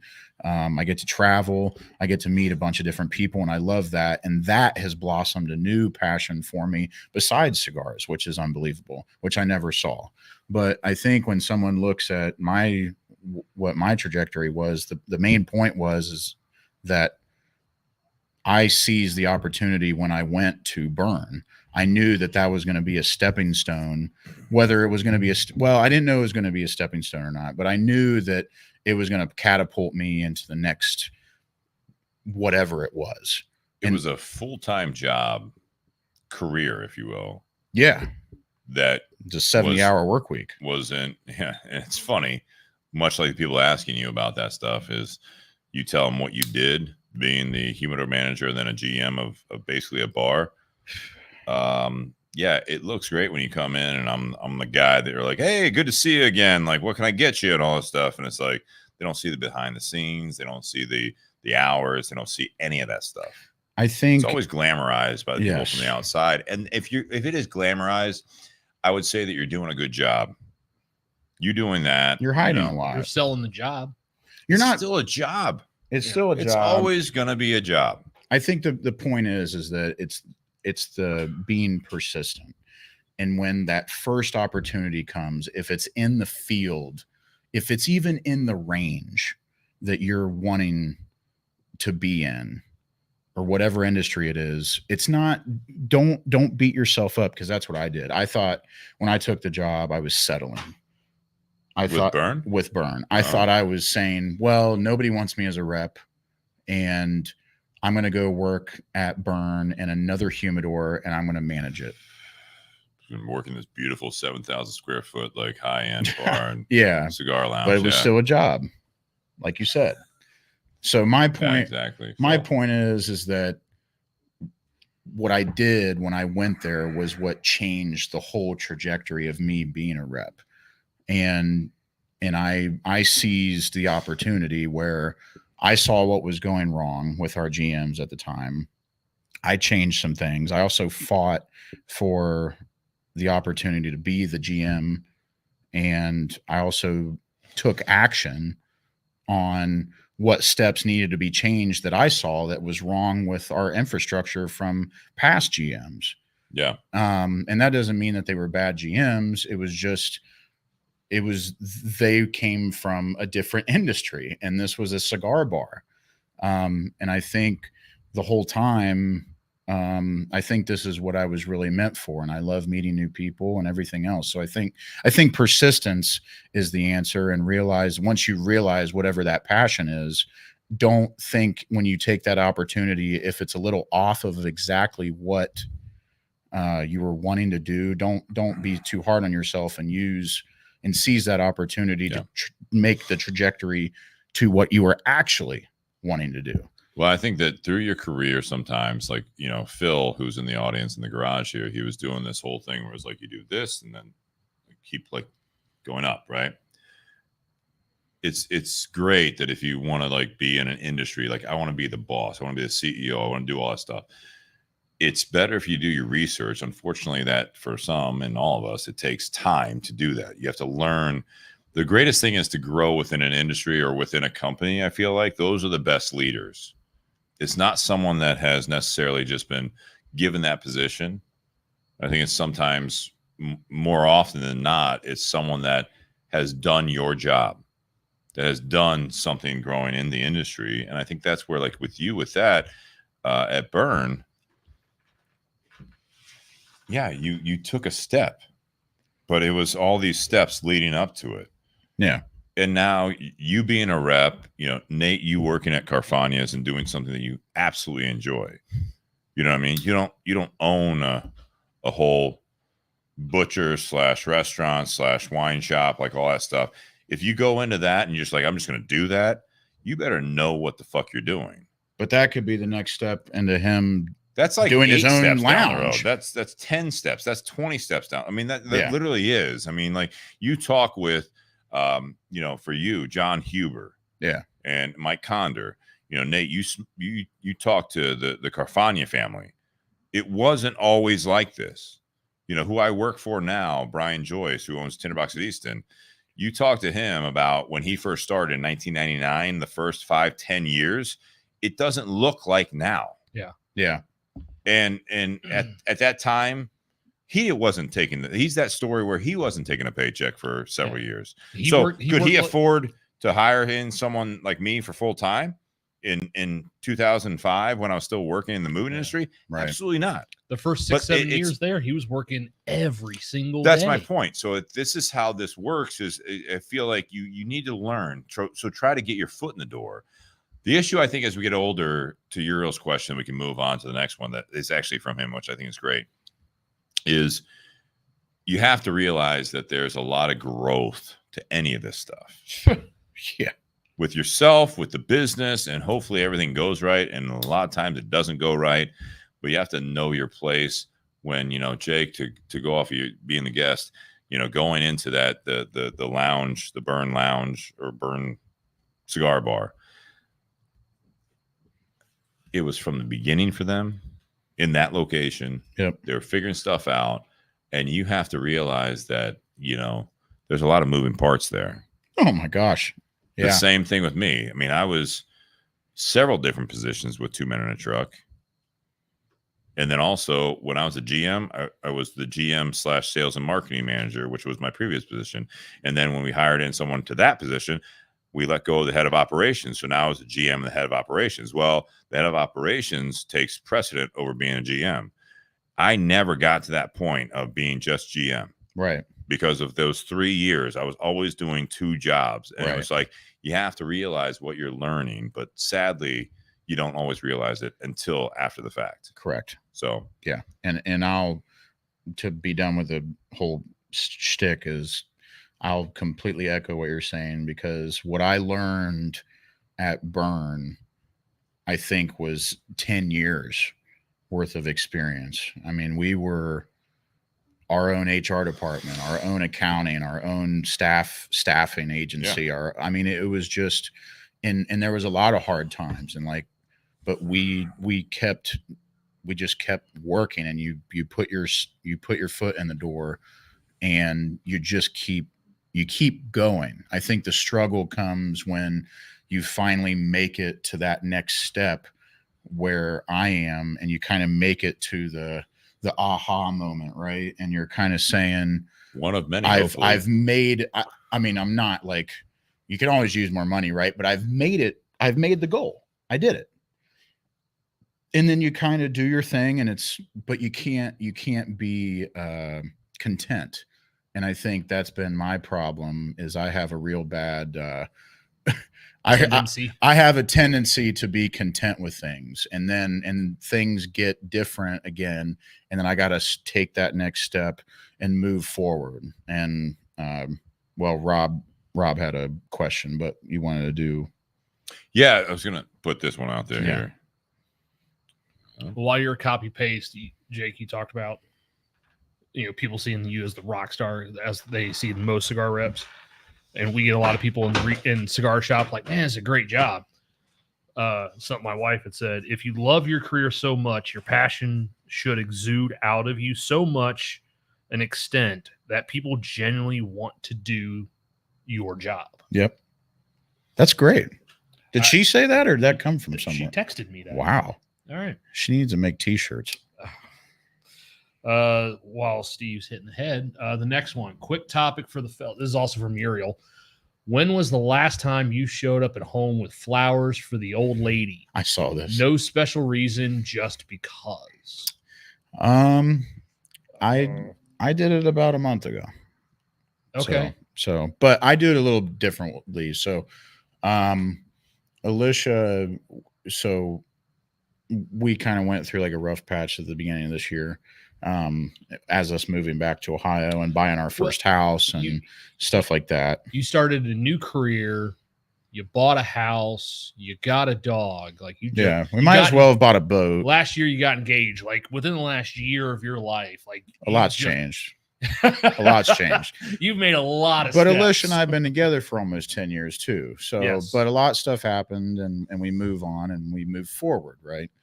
And, and we grow, you know, between the years of 18 and 28, you're a completely different person, at least 3 times over. Right. At least that's the way I feel. And, so I think for us, we were going through a little bit of a rough patch, and so I found out that store-bought flowers really don't mean as much to Alicia if I would stop by like on the side of a highway and pick up just like nice flowers that's on the side of the road. I don't know that's just her thing, and she really appreciates that. So I've been I try to do that more often than not anymore, and just to make her feel a little bit more special. So I think when I read that off and you started to answer, my wife could see me sitting there going, "Man, when was the last time to put you in the doghouse again?" Oh, if she's watching it, because she definitely read your texted me face the on answer that. to that question because I couldn't remember it. What was the answer? I'm sorry, I missed it. We still lived in Grandview. It was 1999. 99. Oh, we didn't know each other. I know. I'm just kidding. It's great. Uh, So you don't know. So how long ago? That's going back at least 6 years. Okay. Flowers aren't for everyone, right? But I will say that they typically are appreciated. It's small. I think for this, it's small gestures. I'd appreciate know. flowers. Alicia, if you're listening out there. I mean, why not? No, I mean, so it is for me. I'm not that person that just like comes home all the time with flowers. And honestly, like with being in a relationship with Kristen, You make steaks. I mean, You're a good cook. I grill. I'm not a good cook. Well, you but, grill. You're a good grill guy. So, but she brings flowers over to the house at her place. She likes flowers, whatever. So, it is occasionally, but the last time was probably a month or two ago, and I felt the need because of just the way things were going and with her life and with everything going on. I'm not going to get into details, but it's one of those things that for me, and it adds up quick with delivering. That's the one thing that sometimes people, if you buy flowers, and get them delivered, and you've done it before, you realize the cost of that. So it's just a matter of, you do it all the time. You're like, stop doing that. But Costco has great flower prices, by the way, and they're good. They last a while. But I did send Kristen some flowers. It's been within, I think, in the last couple months. You sent them to her? Yeah. So, I've done it a few times. Did you like Sometimes. edible arrangements? No. Oh. It's Flower- so on DoorDash, they're hooked up with a lot of the different flower delivery places. They'll run some sales. I actually sent them to my mom as well. It's been probably 3-4 months, but That's yeah, nice. sent them to Kristen, and because we're still living in different places right now, so it's like I sent them to her apartment when so she had stayed over that night and she was in bed, and I had stayed up a little bit later, and I ordered it for the next morning to be there. And I think she really appreciated it. Of course. It's something nice to do. She's good at reminding me of, she's good on like cards and like for special occasions. It's like if you're like getting together with some friends for a special occasion, a birthday or whatever, I'm like, yeah, we're gonna go. Well, what are we gonna get them? And I need time to wrap it. And I'm like, oh, Yeah.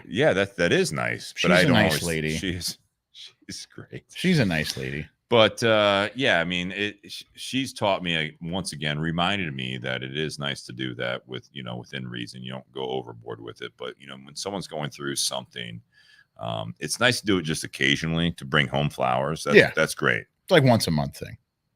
Whatever it might be, whatever the frequency is. But Couple sometimes when you think, when you think, we have friends, when someone loses someone, when someone goes through something, you know what I mean?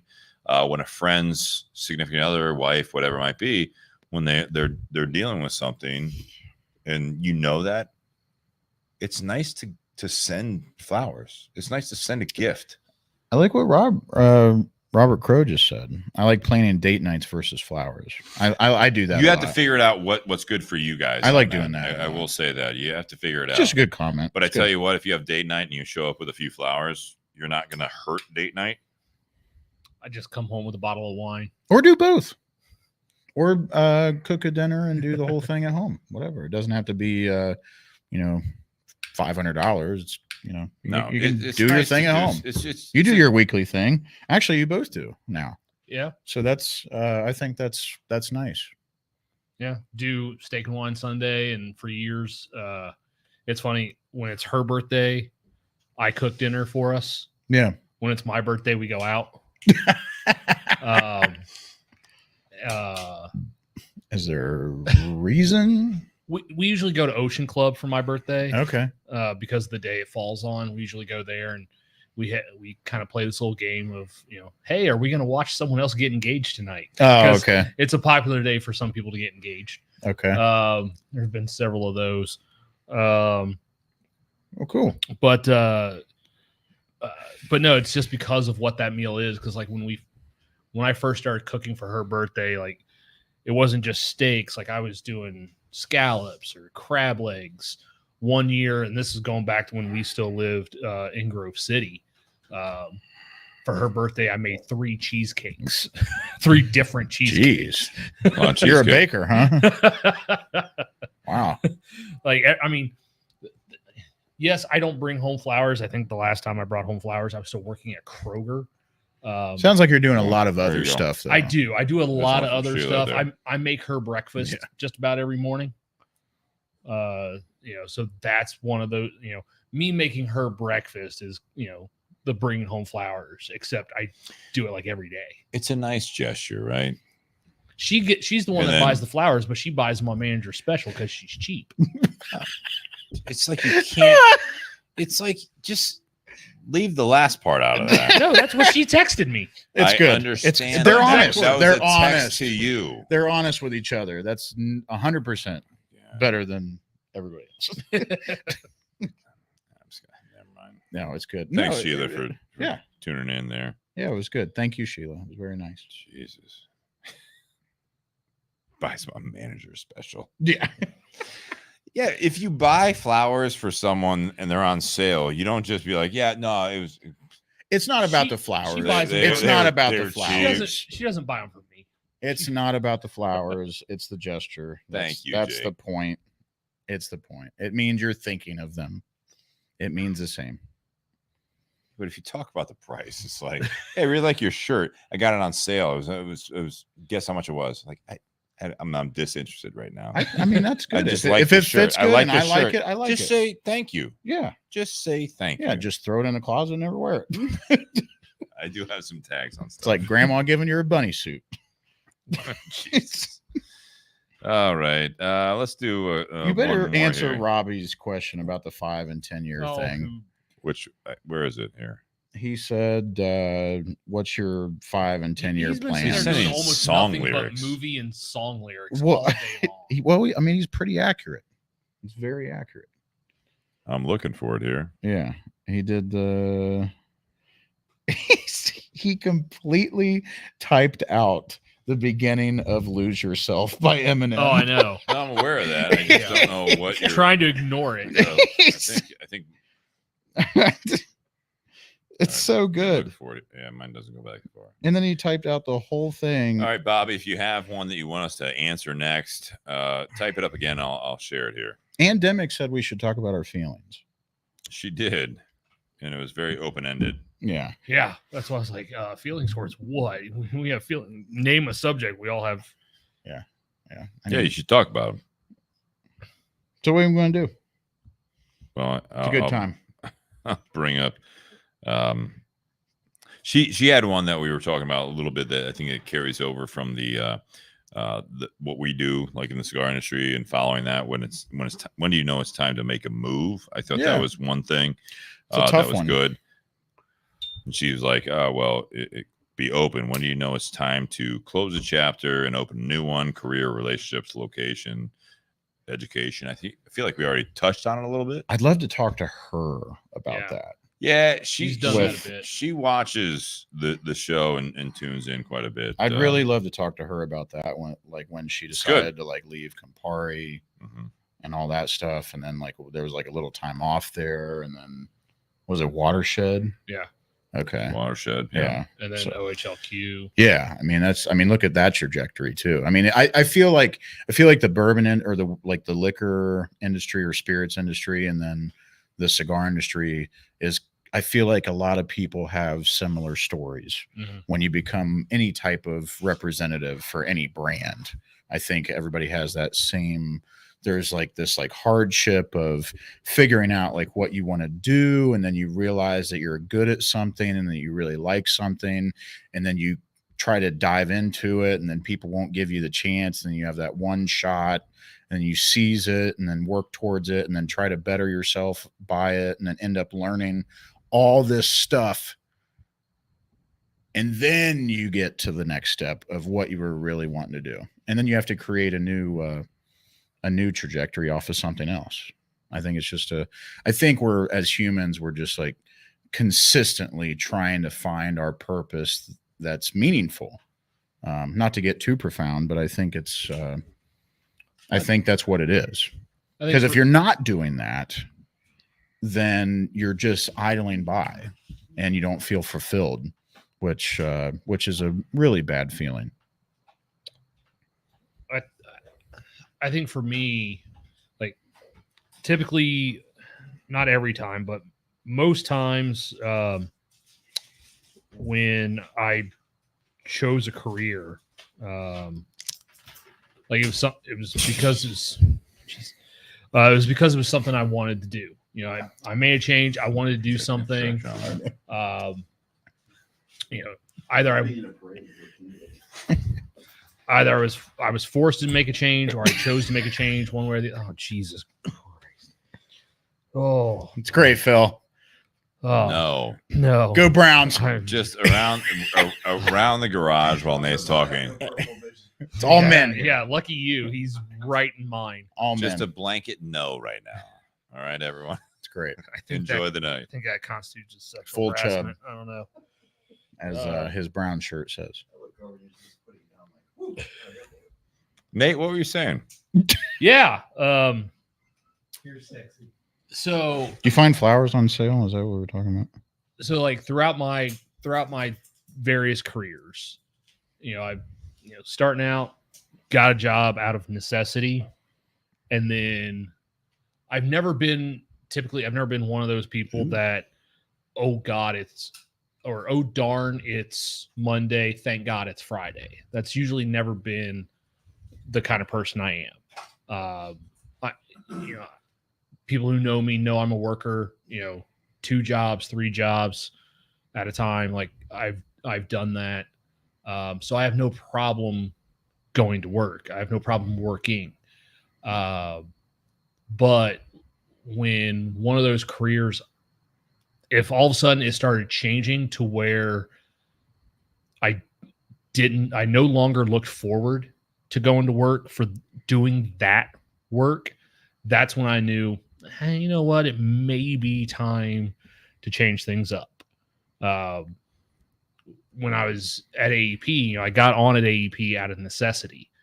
And then no one wants to do door-to-door sales for long. Like that just, it's tough. It sucks. It's not glamorous at all. No one wants to do that as a career.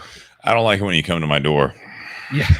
Yeah. It's like calling, at dinner time back in the day. My dad would literally let the phone ring a couple times, and the third time he'd pick it up. And he's that guy. And he'd be like, it's like the dad in Wolf of Wall Street. Hello? Yeah. Who would be calling it's at dinner this time. hour? Why are you calling right now? I'm sitting Yes. down to dinner right now. Yeah, This is when people used to sit down to dinner. That's what happened when I was a kid too.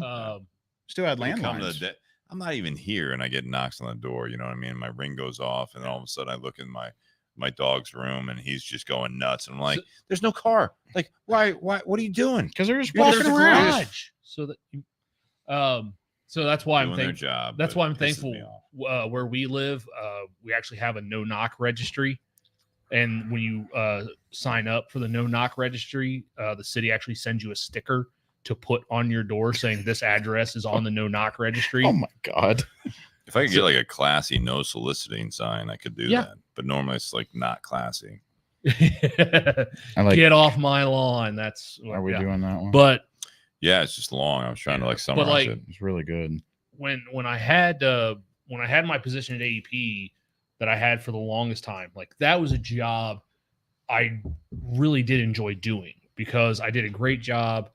I was valuable. Other people expressed how valuable I was for for that job, doing that work. And so that made me want to keep doing that. Thanks, sir. It got to a point though where, I can't sit there and just be a sales support specialist for the rest of my life. Like that's not a long-term career. That's something you do to then be able to go on to something else. And after I'd gotten passed up for a promotion, that's when I started looking at other departments within the company. And it just so happened that the billing department was the biggest shit show in the company, and they needed a lot of help. And I was like, well, I think I can, take my skills and my abilities and my talents to them and help make that department better. Didn't really get the opportunity to that because of management, not training me for the longest period of time. Yeah. Doing 4 hours of work a day. And that was after 6 months. So it just got to the point where, as little work as I was doing, I still hated doing what I was doing. And it was more because of the environment. Yeah. Like, it was still the same company, still the same people, but there was something that changed where I no longer looked forward to doing that job. And Right. so I'd start and after my manager and I butted heads on something, that's like, you know what, this right here is the catalyst that's going to make me start looking elsewhere. I'm still going to show up every day. I'm still going to do my job to the best of my abilities. I'm not going to, just fall off and start doing shoddy work.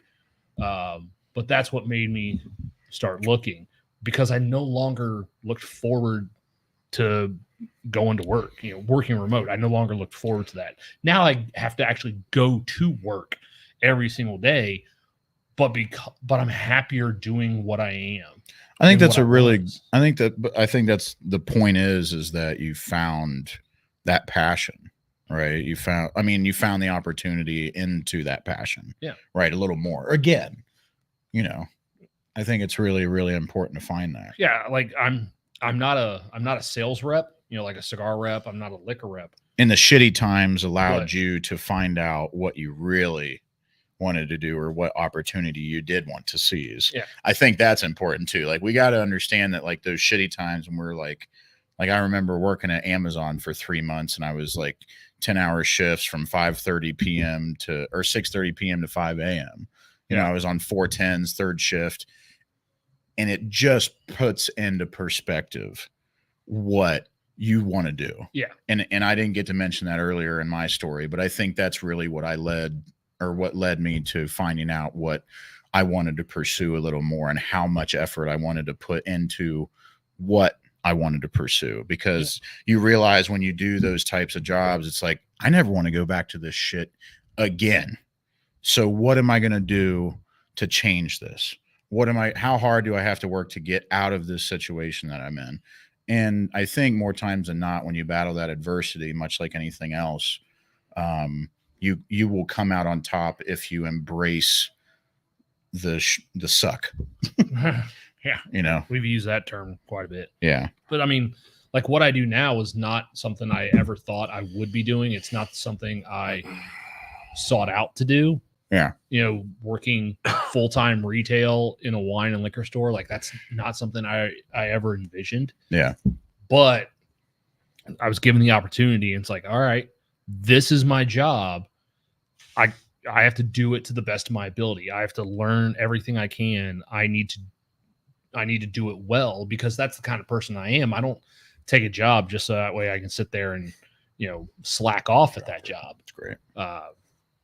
So I've, with this new career that I started this year, like, that's something I've gone all in on. Yep. And people around me can see that. Yeah. Sure. Yeah. One more before we round this out here. Where are we at? What time? We're late. Yeah. Nice. 3. Nice. Our last one. I feel like you're just going for records here. I am. So this is from Sean Anderson. Perhaps easier one, or maybe not, because he gave some heavy ones. He usually is good for that. Yeah. How do you start operating from the world of perspective as opposed to the world of perception? Folks always say perception is reality, but that's not true. Reality is reality, and maybe your perception is correct and maybe it's not. Don't you think perception leads to more arguments and disagreements than reality does nowadays? Why is it? Hang on a second. Why does it seem so difficult for people nowadays to not be able to observe life objectively and apply some? I think we ran out of room there. Apply some perspective to the situation as opposed to perception and expectations. Which, let's face it, is more times than not the real reason for disappointment. This is what you wanted to talk about. Strong, man. Really right. Strong. I'm going to take this down because it covers our faces. It's a big It's one. great. I actually asked him to like give me a summary. Hey, here. look, I'm Kilroy. Yeah, give me a summary. I'm Wilson from Home Improvement. Home Improvement. Well, here's the thing there, neighbor. It's great. But I was asking for a summary just so we could like have it up on the screen. I mean, all right, Jake, let's dive in. Go ahead. Man, I think this is a great topic first because I think it is completely true as far as the world that we're in. It's all based off of perception and like people's feelings, whether it be like personal or political. It's just like it's not reality. Like we're living in this like fairy tale land, and yeah. I don't know if there's a correct answer. I don't know if. How do you start operating from the world of perspective as opposed to the world of perception? I think there's a summary there. He gave it to me. Yeah. Too many folks operate in the realm of perception as opposed to perspective. I agree. I think for me, I think it just comes down to having integrity and being honest and being honorable. And it doesn't, and that it can hurt people's feelings in a way if you start doing that, and people that you've known and loved forever will continue to, or start to question you if once you change your way of thinking. I think this is, I think this is a segue to like a pursuit of happiness question, honestly, because for me, I think when we go out into the world, we want everybody, at least for me, we want everybody to like us. But if you start realizing that you start just meaning what you say, you're not just saying it, and you take the high ground, and you're honest and you're honorable, and you keep your integrity and you stick to your guns. I think that it puts people in a different perspective, and it allows people to respect you more because you stand for something. And I think that's what we're kind of missing in our lives anymore. I think people like struggle with an identity. I know I did right out of college, and I think I spoke on that earlier. There's a big identity crisis, and that's where we see like all these issues with like false identities. Whether you want to take that politically or personally, I don't really care, but I don't know what the correct answer is as far as a short answer. It's really tough. I started doing that when I realized that I was at my bottom. I started thinking objectively about the world when I was at my bottom. And that was when I was working at Amazon. I couldn't keep down a job. I knew that I was into cigars and I was into bourbon, and I wanted to pursue that as far as a job and make my passion my work. Now it's how do you accumulate money and dollars through your passion? How do you monetize your passion is the big question. But I think I think that's just a mindset to answer Sean's question. I think you have to wake up one day and say, I care about the people that I love. I care about my family. Unfortunately, these are my beliefs. These are what I've come up with. And the reality is that this is my world.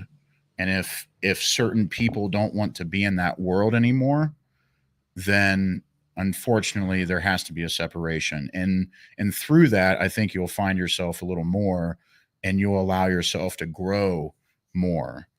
I hope that makes It makes a lot of sense. I hope that makes sense. I'll give my 2 cents on this. Times have changed. That's the fact of the matter, right? So this whole, reality is perception. I'm looking back at the comment here, right? So it is long. Folks always say perception is reality. So it is, and it's even more so now. Those that don't adapt, this has always been the case, in my opinion. And I think it's actually something that it's tough to argue with. If you don't adapt with change, whether it be through reality, politics. So let me put this way, right? Let me touch on the technology side of this for Sean here. No, look, seriously. I know. Yeah. So I was, so this was through the 2000s. I had gotten to the point I'd worked with this person, and he was the head of operations at the time. Then he went into sales. He had been in the moving industry for a very long time. He taught me how to give an estimate on an in-home estimate, right? Or in-commercial estimate. And you know what he taught me? The tools. What? It was a pen and a legal pad. Okay. I remember that. 2000s. Mm-hmm. Okay. We didn't have iPads yet. We didn't have all this stuff that you guys have, in the industry, but we had a Toshiba. It was a it was a laptop that you could spin it around. You have a stylus. That was high tech, man. It was high tech. You know what he didn't want to do? That. Yeah. So what he did was he'd go out and he's like, well, it takes me a long time because I have to come back to the office and then I have to sit in front of my desktop. I have to take my notes and I have to then plug it in the system. And I was like, well, if you did it on the job, then you have to go back and do the second part. Right. It's about efficiency. This was someone that was twice my age that I'd known for 5 to 8 years. I forget, but it's like I couldn't get it through his head. He was still that. I was the old young school. guy. He was the old school. I was the young guy. There's still people you can't get through their head. I agree, but I'm saying this is the thing: is that recently the perception is through all of the social media, the media out there. You can't compete with it, and you just saying that reality is reality. It's like you're gone. You're 10 years, 20 years, 30 years ago. Yeah. That's not reality anymore. The reality is that present. this is what's happening. So if you want to actually have a voice, you want to have a change, you want to do something, you have to grow with the world, for better or worse. I'm not saying you have to listen to what everyone's saying, but what has dominated the last 5-10 years, what we really had, as every 5 to 10 years we've had in history, we've had such a dramatic change in so many things. But what is this? The pendulum. The pendulum. I thought you were doing like a violin. The pendulum and Would that be a xylophone? And to Sean, maybe you'll take this the wrong way. You're commenting right now. Not you, Sean. The other Sean that's not here. Sean Anderson. But I'm saying, Sean, is the biggest thing is that you can't just stay true to your perspective without realizing that the world around you is changing. But don't you have to stay true to your values? Yes, but adapt them to the way the world works now. Before Amazon, if someone's like, "Well, I'm not gonna order from Amazon," that's fine. You don't have to. Well, now I go in the grocery store, I can't find anything. It's because everyone ordered it already. Right. So Amazon. It's like you got to figure the fuck out, man. You know what I mean? It's like you go back to the 60s and it's like, oh man, like rock and roll's the devil. It's like that's what your parents thought. But you were right there in the mix at the younger age. You're like, this is the future. It's like, it is. It's happening. You have to continue to adapt. Don't give up on your values, but you have to be able to adapt them, and you will be overrun with the perception is reality versus reality being reality, because the perception is being just it's in your face. It's what's happening. So if you want to compete, if you want to, like, you can go and not saying Sean, but people can be like, oh man, I just want to get away from the rest of the people. It's like, if that's what you want to do, at some point, the rest of the world's going to infiltrate that too. Yeah. You can't hide from the rest of the world. But we are a social, we're a social species. Correct. So it's no longer those days of just being like, oh man, I'm just going to stick to my ways. And it's like, that's fine. I hope it works out for you, but you have to adapt at least to a point, because everything else around you is changing. You know what I mean? This shit, like, we're doing a podcast, streaming live on Facebook, on YouTube, on a laptop that we're doing right now in my garage. And Sean, you're listening right now live through technology.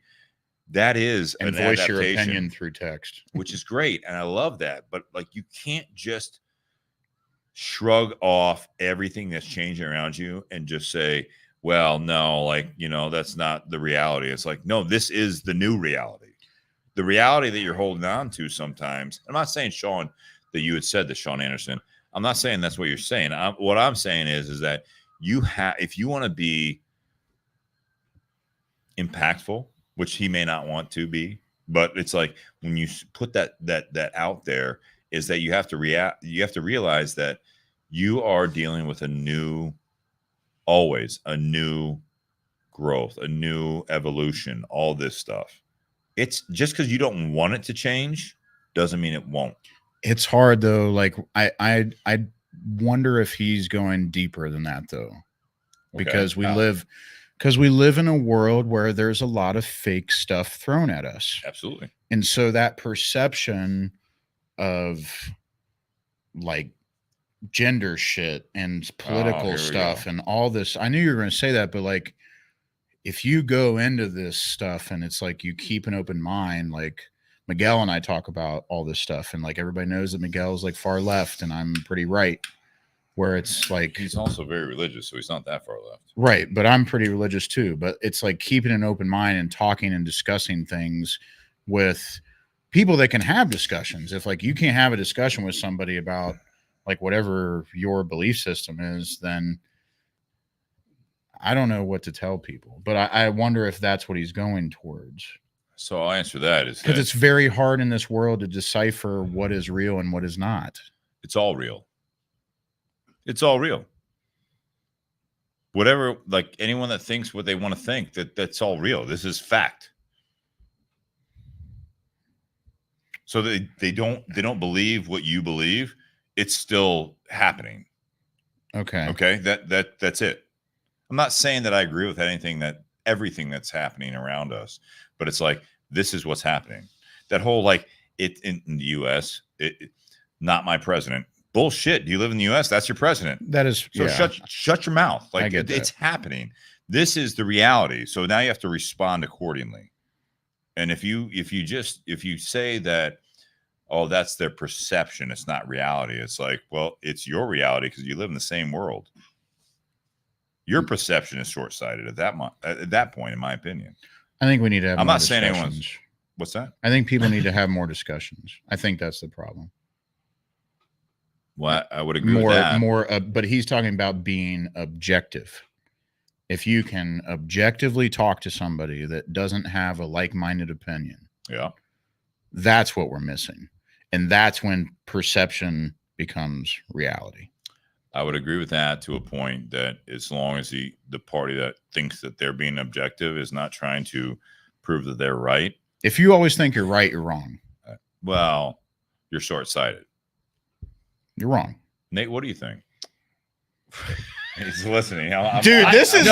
Sean brought the boom tonight. No, I had read Sean's post earlier, and I'm still trying to figure out exactly what he's trying to get to, because I always feel like when Sean posts stuff, there's always something underneath the layers that he's not saying that he. I'd like to talk to this dude. And First of all, Sean, you need some more vitamin D3 in your life just to get a little more sunshine and get those just going through a hard time.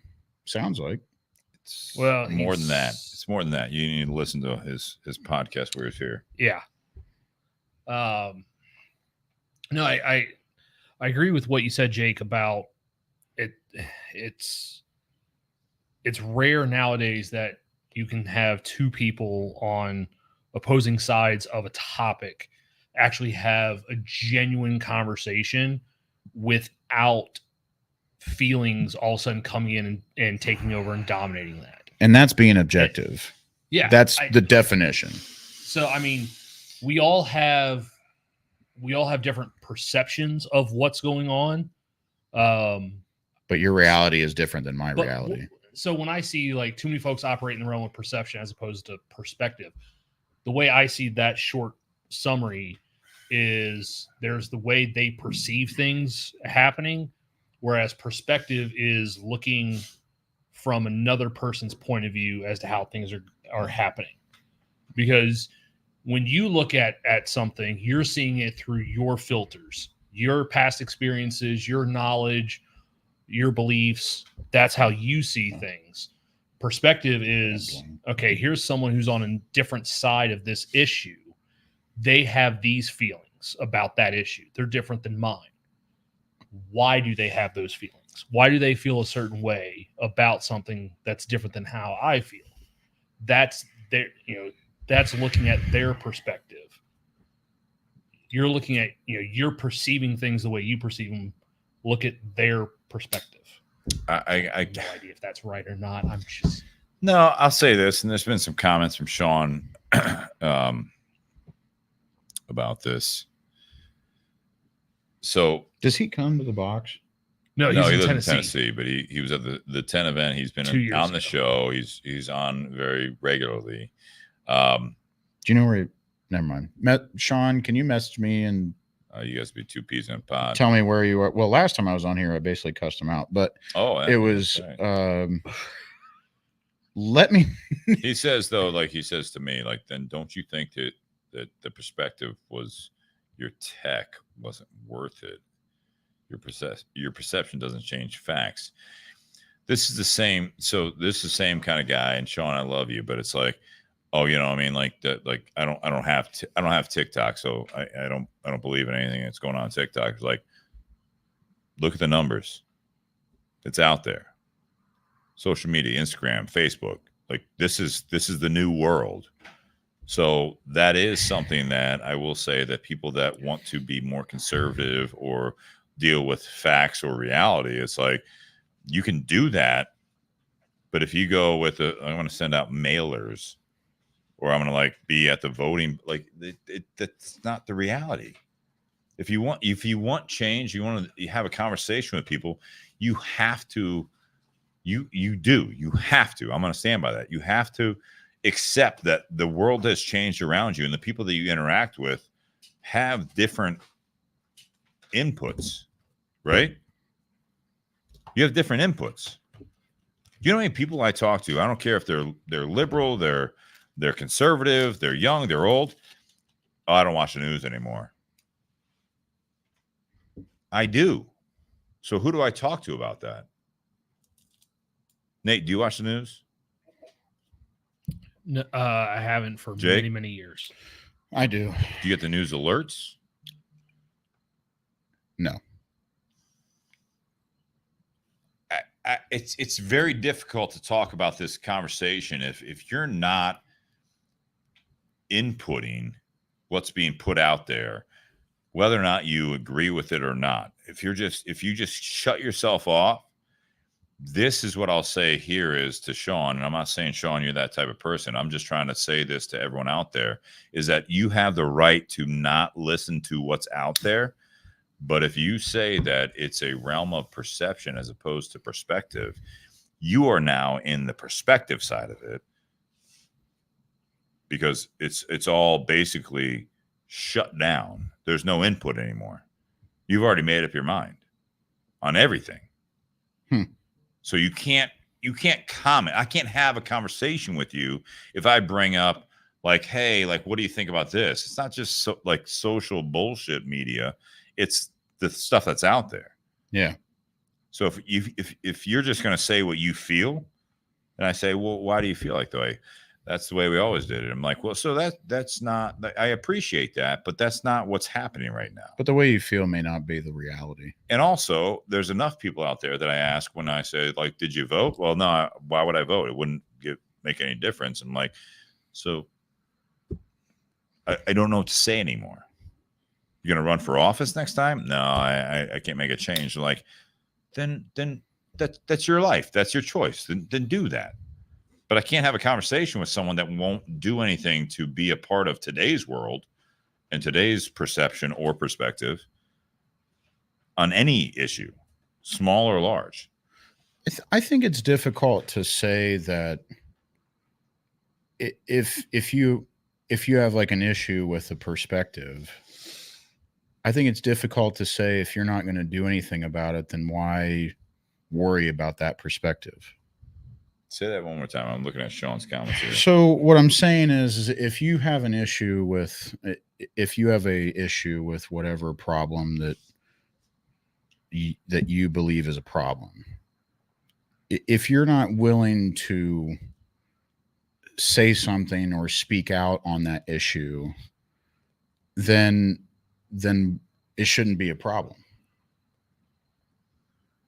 Does that make sense? It makes sense what you're saying. I feel but like it's you're still a negating. problem. I feel like you're negating. Well, No, you just want to I'm complain. speaking you don't make a hypothetically. change. Correct. That's what I'm trying to get Yeah, at. no. So If you want to have a see problem real with it, but- change in a perspective, or I'm sorry, if you want to see real change in a perception, then shouldn't you do something about that perception? and see, that's what I feel like we're dealing with right now. And I'll just Shouldn't you speak out on that perception, even if that means that you lose friends or you're still, you have to hold to your values and keep your integrity intact. Am I just, you got to make your voice heard. yeah. And then also listen to others' voices and create your own opinion. Right. And then they have to do the same. Like that's what a society is. That's what a democracy is. So I had a big thing right now, and this is very specific to what we're dealing with here. Is that in the city of Columbus, Ohio, elsewhere, the elected officials have decided to ban flavored tobacco Of any kind. targeting the vapes, targeting menthols, and tonight I'm not going to get into why they said they were going to do it, even though it didn't make it through to the actual legislation. But they did that, and so now all of a sudden we have to adapt to that. Everyone I talk to about that, hey, in the next couple of months we won't be able to carry this stuff. We can't carry menthols. We can't carry certain things, and everyone's just very upset about it. This was not brought to a vote. This was brought to a vote on who you elected to city council if you chose to vote for those people. But now we're getting in that mindset of the people that we elected are speaking for us and making these decisions. So something like that, or so like marijuana is going to be on the vote in a couple weeks, right? But this flavored tobacco side of things has been decided. And from a state level, it was decided to be like, hey, the cities and local, they can't do that. And our governor vetoed it. But does that ever get to the point of us voting as citizens of, I'm a Columbus voter. I've never been able to vote on that. That's perception versus perspective. That's reality. Yeah. Those are the things that, like Sean's bringing this up, is like, no, the things that I want to actually speak to, I don't have a voice to. Or if what Sean's saying, he's like, damn, I should have just called. If what are you talking Ann Dimick about? says, let's talk marijuana. Well, it's just like, what are you talking Welcome, about? Ann. 3 hours into it. See you, brother. Cheers, bro. It's like, what are you talking about? Maybe be a little bit more clear on what you want to discuss. Well, yeah, that's how he is. That I know him. He drops it. And he has a point. I mean, like, Is you it something loved that it. I shouldn't? No. I mean, I mean, do you love know this what it topic. is? No, I think it's just the fact that it's. I spoke to what I thought he was speaking to, is the fact that it's like, yeah, you like today's world is not the It's reality. hard not to go you know what I mean? political when It's- you say something No, like but that. If today's that's not world's what he's not talking reality. about. It's like all this made up stuff. It's perception. It's like it's happening though, so you can't negate the rest of society on their viewpoints just because you're like, oh, it's all made up. It's not reality. It's like Are we it's talking about this the marijuana new thing? reality. No, I'm No. saying everything else. Oh, but it's all. I hate to be like the 16-year-old girl, but it's like it just depends. I mean, it depends on the situation. It does. I mean, we're talking about like we could be talking about 50 million different things, and not one answer would be the same for that certain situation. So it's hard to discuss this when That's why I try to do it as a blanket thing, is that It's hard perception to, versus though. reality, perspective versus reality, whatever it might be. If you don't accept what reality is happening around you as times continue to change, I don't think that you have as much of a voice. And a lot of the people that I've spoken with, and sometimes I don't make my voice heard, but I would say is that if you don't make your voice heard and all you do is talk behind closed doors to other people that are like-minded, then the reality is still happening around you and it's changing. Your reality is no longer valid yeah, because the reality of the world around you has already progressed. That happens all the time. It's not just an age thing. It's not just a perspective or a perception thing. It's just like you closed yourself off to everything around you. The last few years have been so it's been such a big example of this. yeah. I don't believe in this. Shit's happening, man. Or fight for it. Or fight for it. I mean, that's my thing. If you don't believe in something, fight for it. You got to do something. But you also have to know what you're fighting for and what's fighting against you and what's Correct. happening. Correct. The reality. Right, but you can't just like if you're going to sit there, not you, but if you're going to sit there and say, "Well, I don't like this." Well, like try to get involved. Try to get involved with your local township. Try to get involved with your local trustees. Become a local trustee. Work on filing.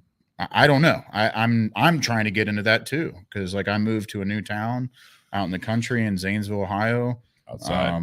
Very, very outside of any type of jurisdiction that we're in right now.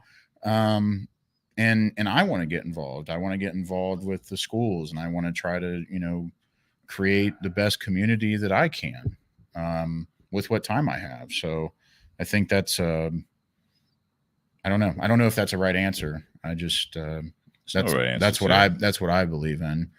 I just really try to hold my true values to my core a little bit more than what a lot of people do, because I think a lot of people are all over the place, and it's okay. But on the other side, it is okay to change your opinion. Just be humble and honest and keep your integrity. I don't know how to have a conversation. That's for damn so sure. That's a big part of it. That was my favorite episode we ever did. Which one? Was the Art of Conversation. I don't know what that was, like episode like 42 or something. I if you're talking with or speaking with someone versus talking to, there's a big difference in that. Well, you're not listening. That's absolutely right. When you're talking, you're not listening. All right. Way late in the evening here. Did we hit a record? No, damn it. we didn't do a going for part that. 3. Oh, that part 3 was Oh God, that part 3 was deep though. epic and bad. God, I have never gone back I and still listened don't to think that. we ever fully got what Sean was getting at. that's all right. We'll get him. Nate, closing remarks. Oh Jesus. Jake, closing remarks. Phil, closing remarks. Yeah. Yeah, Hey guys, nice for talking. So to me, man. for me, I just want to start out by saying thank you, Pandemic says Steve. part 3. Yeah. Nice for you to join us. We did do a part 3 once. I just want to say thank you for having me on the Bourbon and BS podcast once again. it's an awesome time being on here. You're familiar with this format. Yeah, I just love being on here. Like I said at the beginning, it's a homecoming to me. And I've started doing a lot more podcasts with a lot of different people. So much nicer than our garage here too. Well, it's a little You didn't know what's different. going on. It's a little different, but it How doesn't. many cameras do they have? I need to get the notebook. They have 5. And it's all. But regardless, it's. Is it live? It's not live. Goddamn right, it's not live. So it's not the same. It doesn't have the same integrity. Don't talk bad about it. as this does. No, I've watched it. They're great. It's they're very great cool. guys. So, anyways, we're talking down to earth. They're up in Buffalo. They're great guys. But anyways, Yeah, they're great. Watch us first, though. yeah, watch Bourbon and BS. But thanks for having me. I hope you guys enjoy the La Vereda. If you want to check it out, just message me. I'll tell you a location that has it if you're around the Columbus area or Indiana, Michigan, or Ohio, Western PA, upstate New York, so on and so forth. Just let me know, message me. Tinder Box at Easton has it. Yeah, Tinder Box at Easton has it for sure. I'm one of the first locations ever to have it. You made sure of that. Yeah, I made sure of that. So I appreciate Brian. I appreciate Steve. I appreciate Nate. Carfagna's has crowned heads now too. So Do you have La Vereda? they don't have. Do not Vereda. have La Tinder Vereda. Box at Easton has Do- La Vereda. I do have 6 facings of crown heads. It's I very good. did not bring in the La Vereda. Yeah, it's very good. Maybe soon we can beat out Espinosa. So Don't start a holy war here. yeah, well, it's not a holy war. It's Eric. So, I'll but bring Eric on. Let me like Yeah. I did with Tyler. Yeah. Let me text him. Hey, Eric. Yeah. Let's talk to Jake. yeah, let's get Jack on the horn. Oh, he. But anyways, Go on.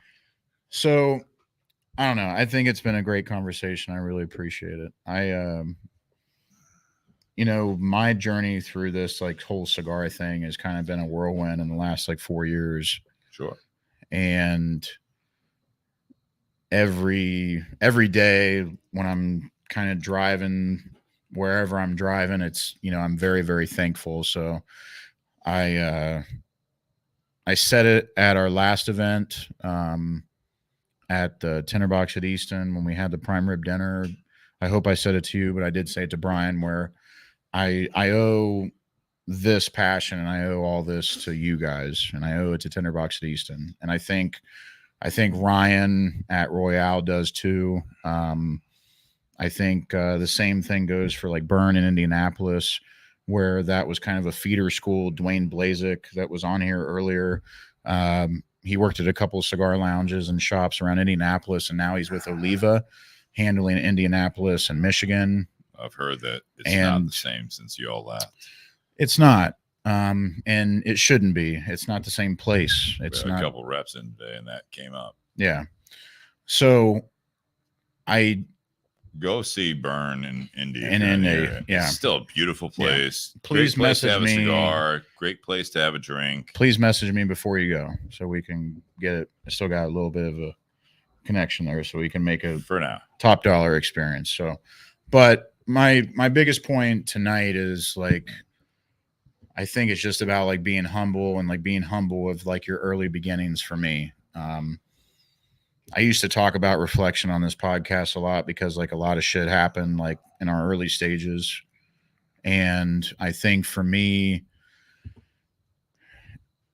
when I'm on the road, I get to reflect more, and it's just very, very special in my young age and my perspective to see that there's a long, long road ahead, and there's a lot of hope, and I'm very excited and very proud of where I am now, but I'm not done yet, and I got to move forward, and I have to put my, next steps forward, whether it be with money, whether it be with my relationship, whether it be with my friendships or family, and friends. So I think it's really important to stick to your core, and I know that that's kind of a lot of different things, but that's just That's good. what I want to say right now. All right, Nate, how about you? I know you're looking at these. Yeah. No, my closing remarks are going to be based on the 2 topics that Uriel suggested. The one being about when was the last time you Got flowers. got flowers for your significant other? Use that as a metaphor. You know, if your spouse, you know, it doesn't necessarily have to be flowers all the time, but find out what their flowers are. Find out what gestures or what things you can do that have a positive impact on that person that maybe that person wasn't expecting. So it doesn't have to be flowers. You know, maybe it's a different type of gift. Maybe it's cleaning the house. Maybe it's making dinner, something like that. It doesn't always have to be flowers, but the idea of randomly getting your significant other flowers, it's a gesture. Well, it doesn't always have to be flowers every single time. Find out what their flower is. Find something else that you can do that creates that same type of response that you're looking to get. As far as, you know, the whole, you know, pursuing a passion, there's a lot of people out there that have a passion for something, but they suck at it. For example, singing. Damn. I mean, you got like American. It's true. You've got American Idol, The Go on, Voice, go on. America's Got Talent. You All got right. all these people every single year want to audition and put themselves through the ringers to try and become a professional singer. And they haven't had someone tell them that they suck. And because they may suck, but all they've ever gotten is, you know, support. Someone who, you know, perception versus reality there, Ty and Sean's. Like if you're not a good singer, but you're passionate about singing, well, you got one of two options. You can either try to learn to become a really good singer, but it may not be in the cards. So if it's not in the cards, what are you going to do? You know, if that is your only passion, you're going to be SOL. You're going to be doing a lot of things that you don't really want to do because in your mind, you're not following your passion. Right. We all have something we're good at. It may not always be our passion. So find something that you're good at and become passionate at that, because that's when passion and ability will meet. And that's when you have a much better chance of success. I got to tell you, my closing remarks are built off of what you just said. When things are going well, that's when things will start going poorly, because you don't give the attention that you were giving. It's so easy to give attention to stuff when like when things aren't going well, right? Yeah. Relationships, career, all that stuff. You got negative feedback in a job. You can respond a couple different ways, but most likely, if you take the ego out of it, it's because you weren't performing a certain way, or you weren't communicating on why things weren't selling well, why things weren't going well. If you put that on a relationship, you're getting in fights, things aren't going well. Now you got to respond. When things are going well, what kind of feedback are you getting? When you buy those flowers, you're that perfect significant other, the perfect boyfriend, husband, whatever it is. You keep doing those things. There will be a point that the things you're doing will be taken for granted, and vice versa.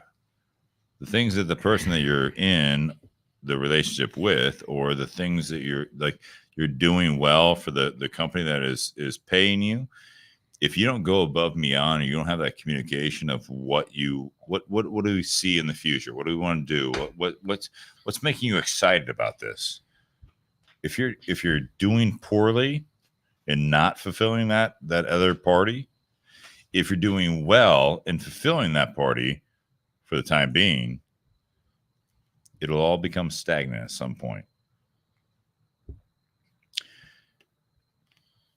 I look at this whole topic of perception, perspective, what Sean was bringing in, it absolutely tied into what we were talking about earlier. You always have to be working. If you care about the job that you're working for, or you have something, this is going to be specific to the job. You want something more. You want to get to the next step and all that stuff. If you have a reciprocal type of relationship with your employer, you have an open line of communication, then you will be able to keep working hard and prove it that you're doing well, and they see value in it. There's always the get from that. You give. If you're doing what you can, you give. As long as you get a little bit of the get, the reciprocation of that. Same thing goes with the relationships that you're in. And this is the one that I think, in my opinion, is tougher. It's trickier. Things are going well. When things go bad, that's when, to Uriel's question, that's when you buy flowers. That's when you do something. This is easier to understand for a lot of people, in my opinion. Is that when the person you care about is struggling, that's when you want to do more. You try. If you don't want to do more and you're like, well, I do all this stuff and they're struggling, I don't know what to do. Like, there's a lot of flags there. But if you want to do more, I always go back to that whole thing we talked about on this podcast before, Nate, about the first date, when you're first dating someone, the first job interview. The biggest struggle that I think that people have, myself included, is that you always go into the day-to-day, and it's so hard that you want to get that job. We're all guys on this podcast right now. The girl you're with, you're married to, the things you did to get the girl, to get the job. You put so much effort into that, into who you are as a person, that these people, the girl, the job, they want you. When things are struggling, I would venture to guess, most likely, there's always the other side of the equation, that things are outside of your realm, outside of your control. But you stopped giving your all because you got the job. You got the girl. But how do you keep it? The same way you got them.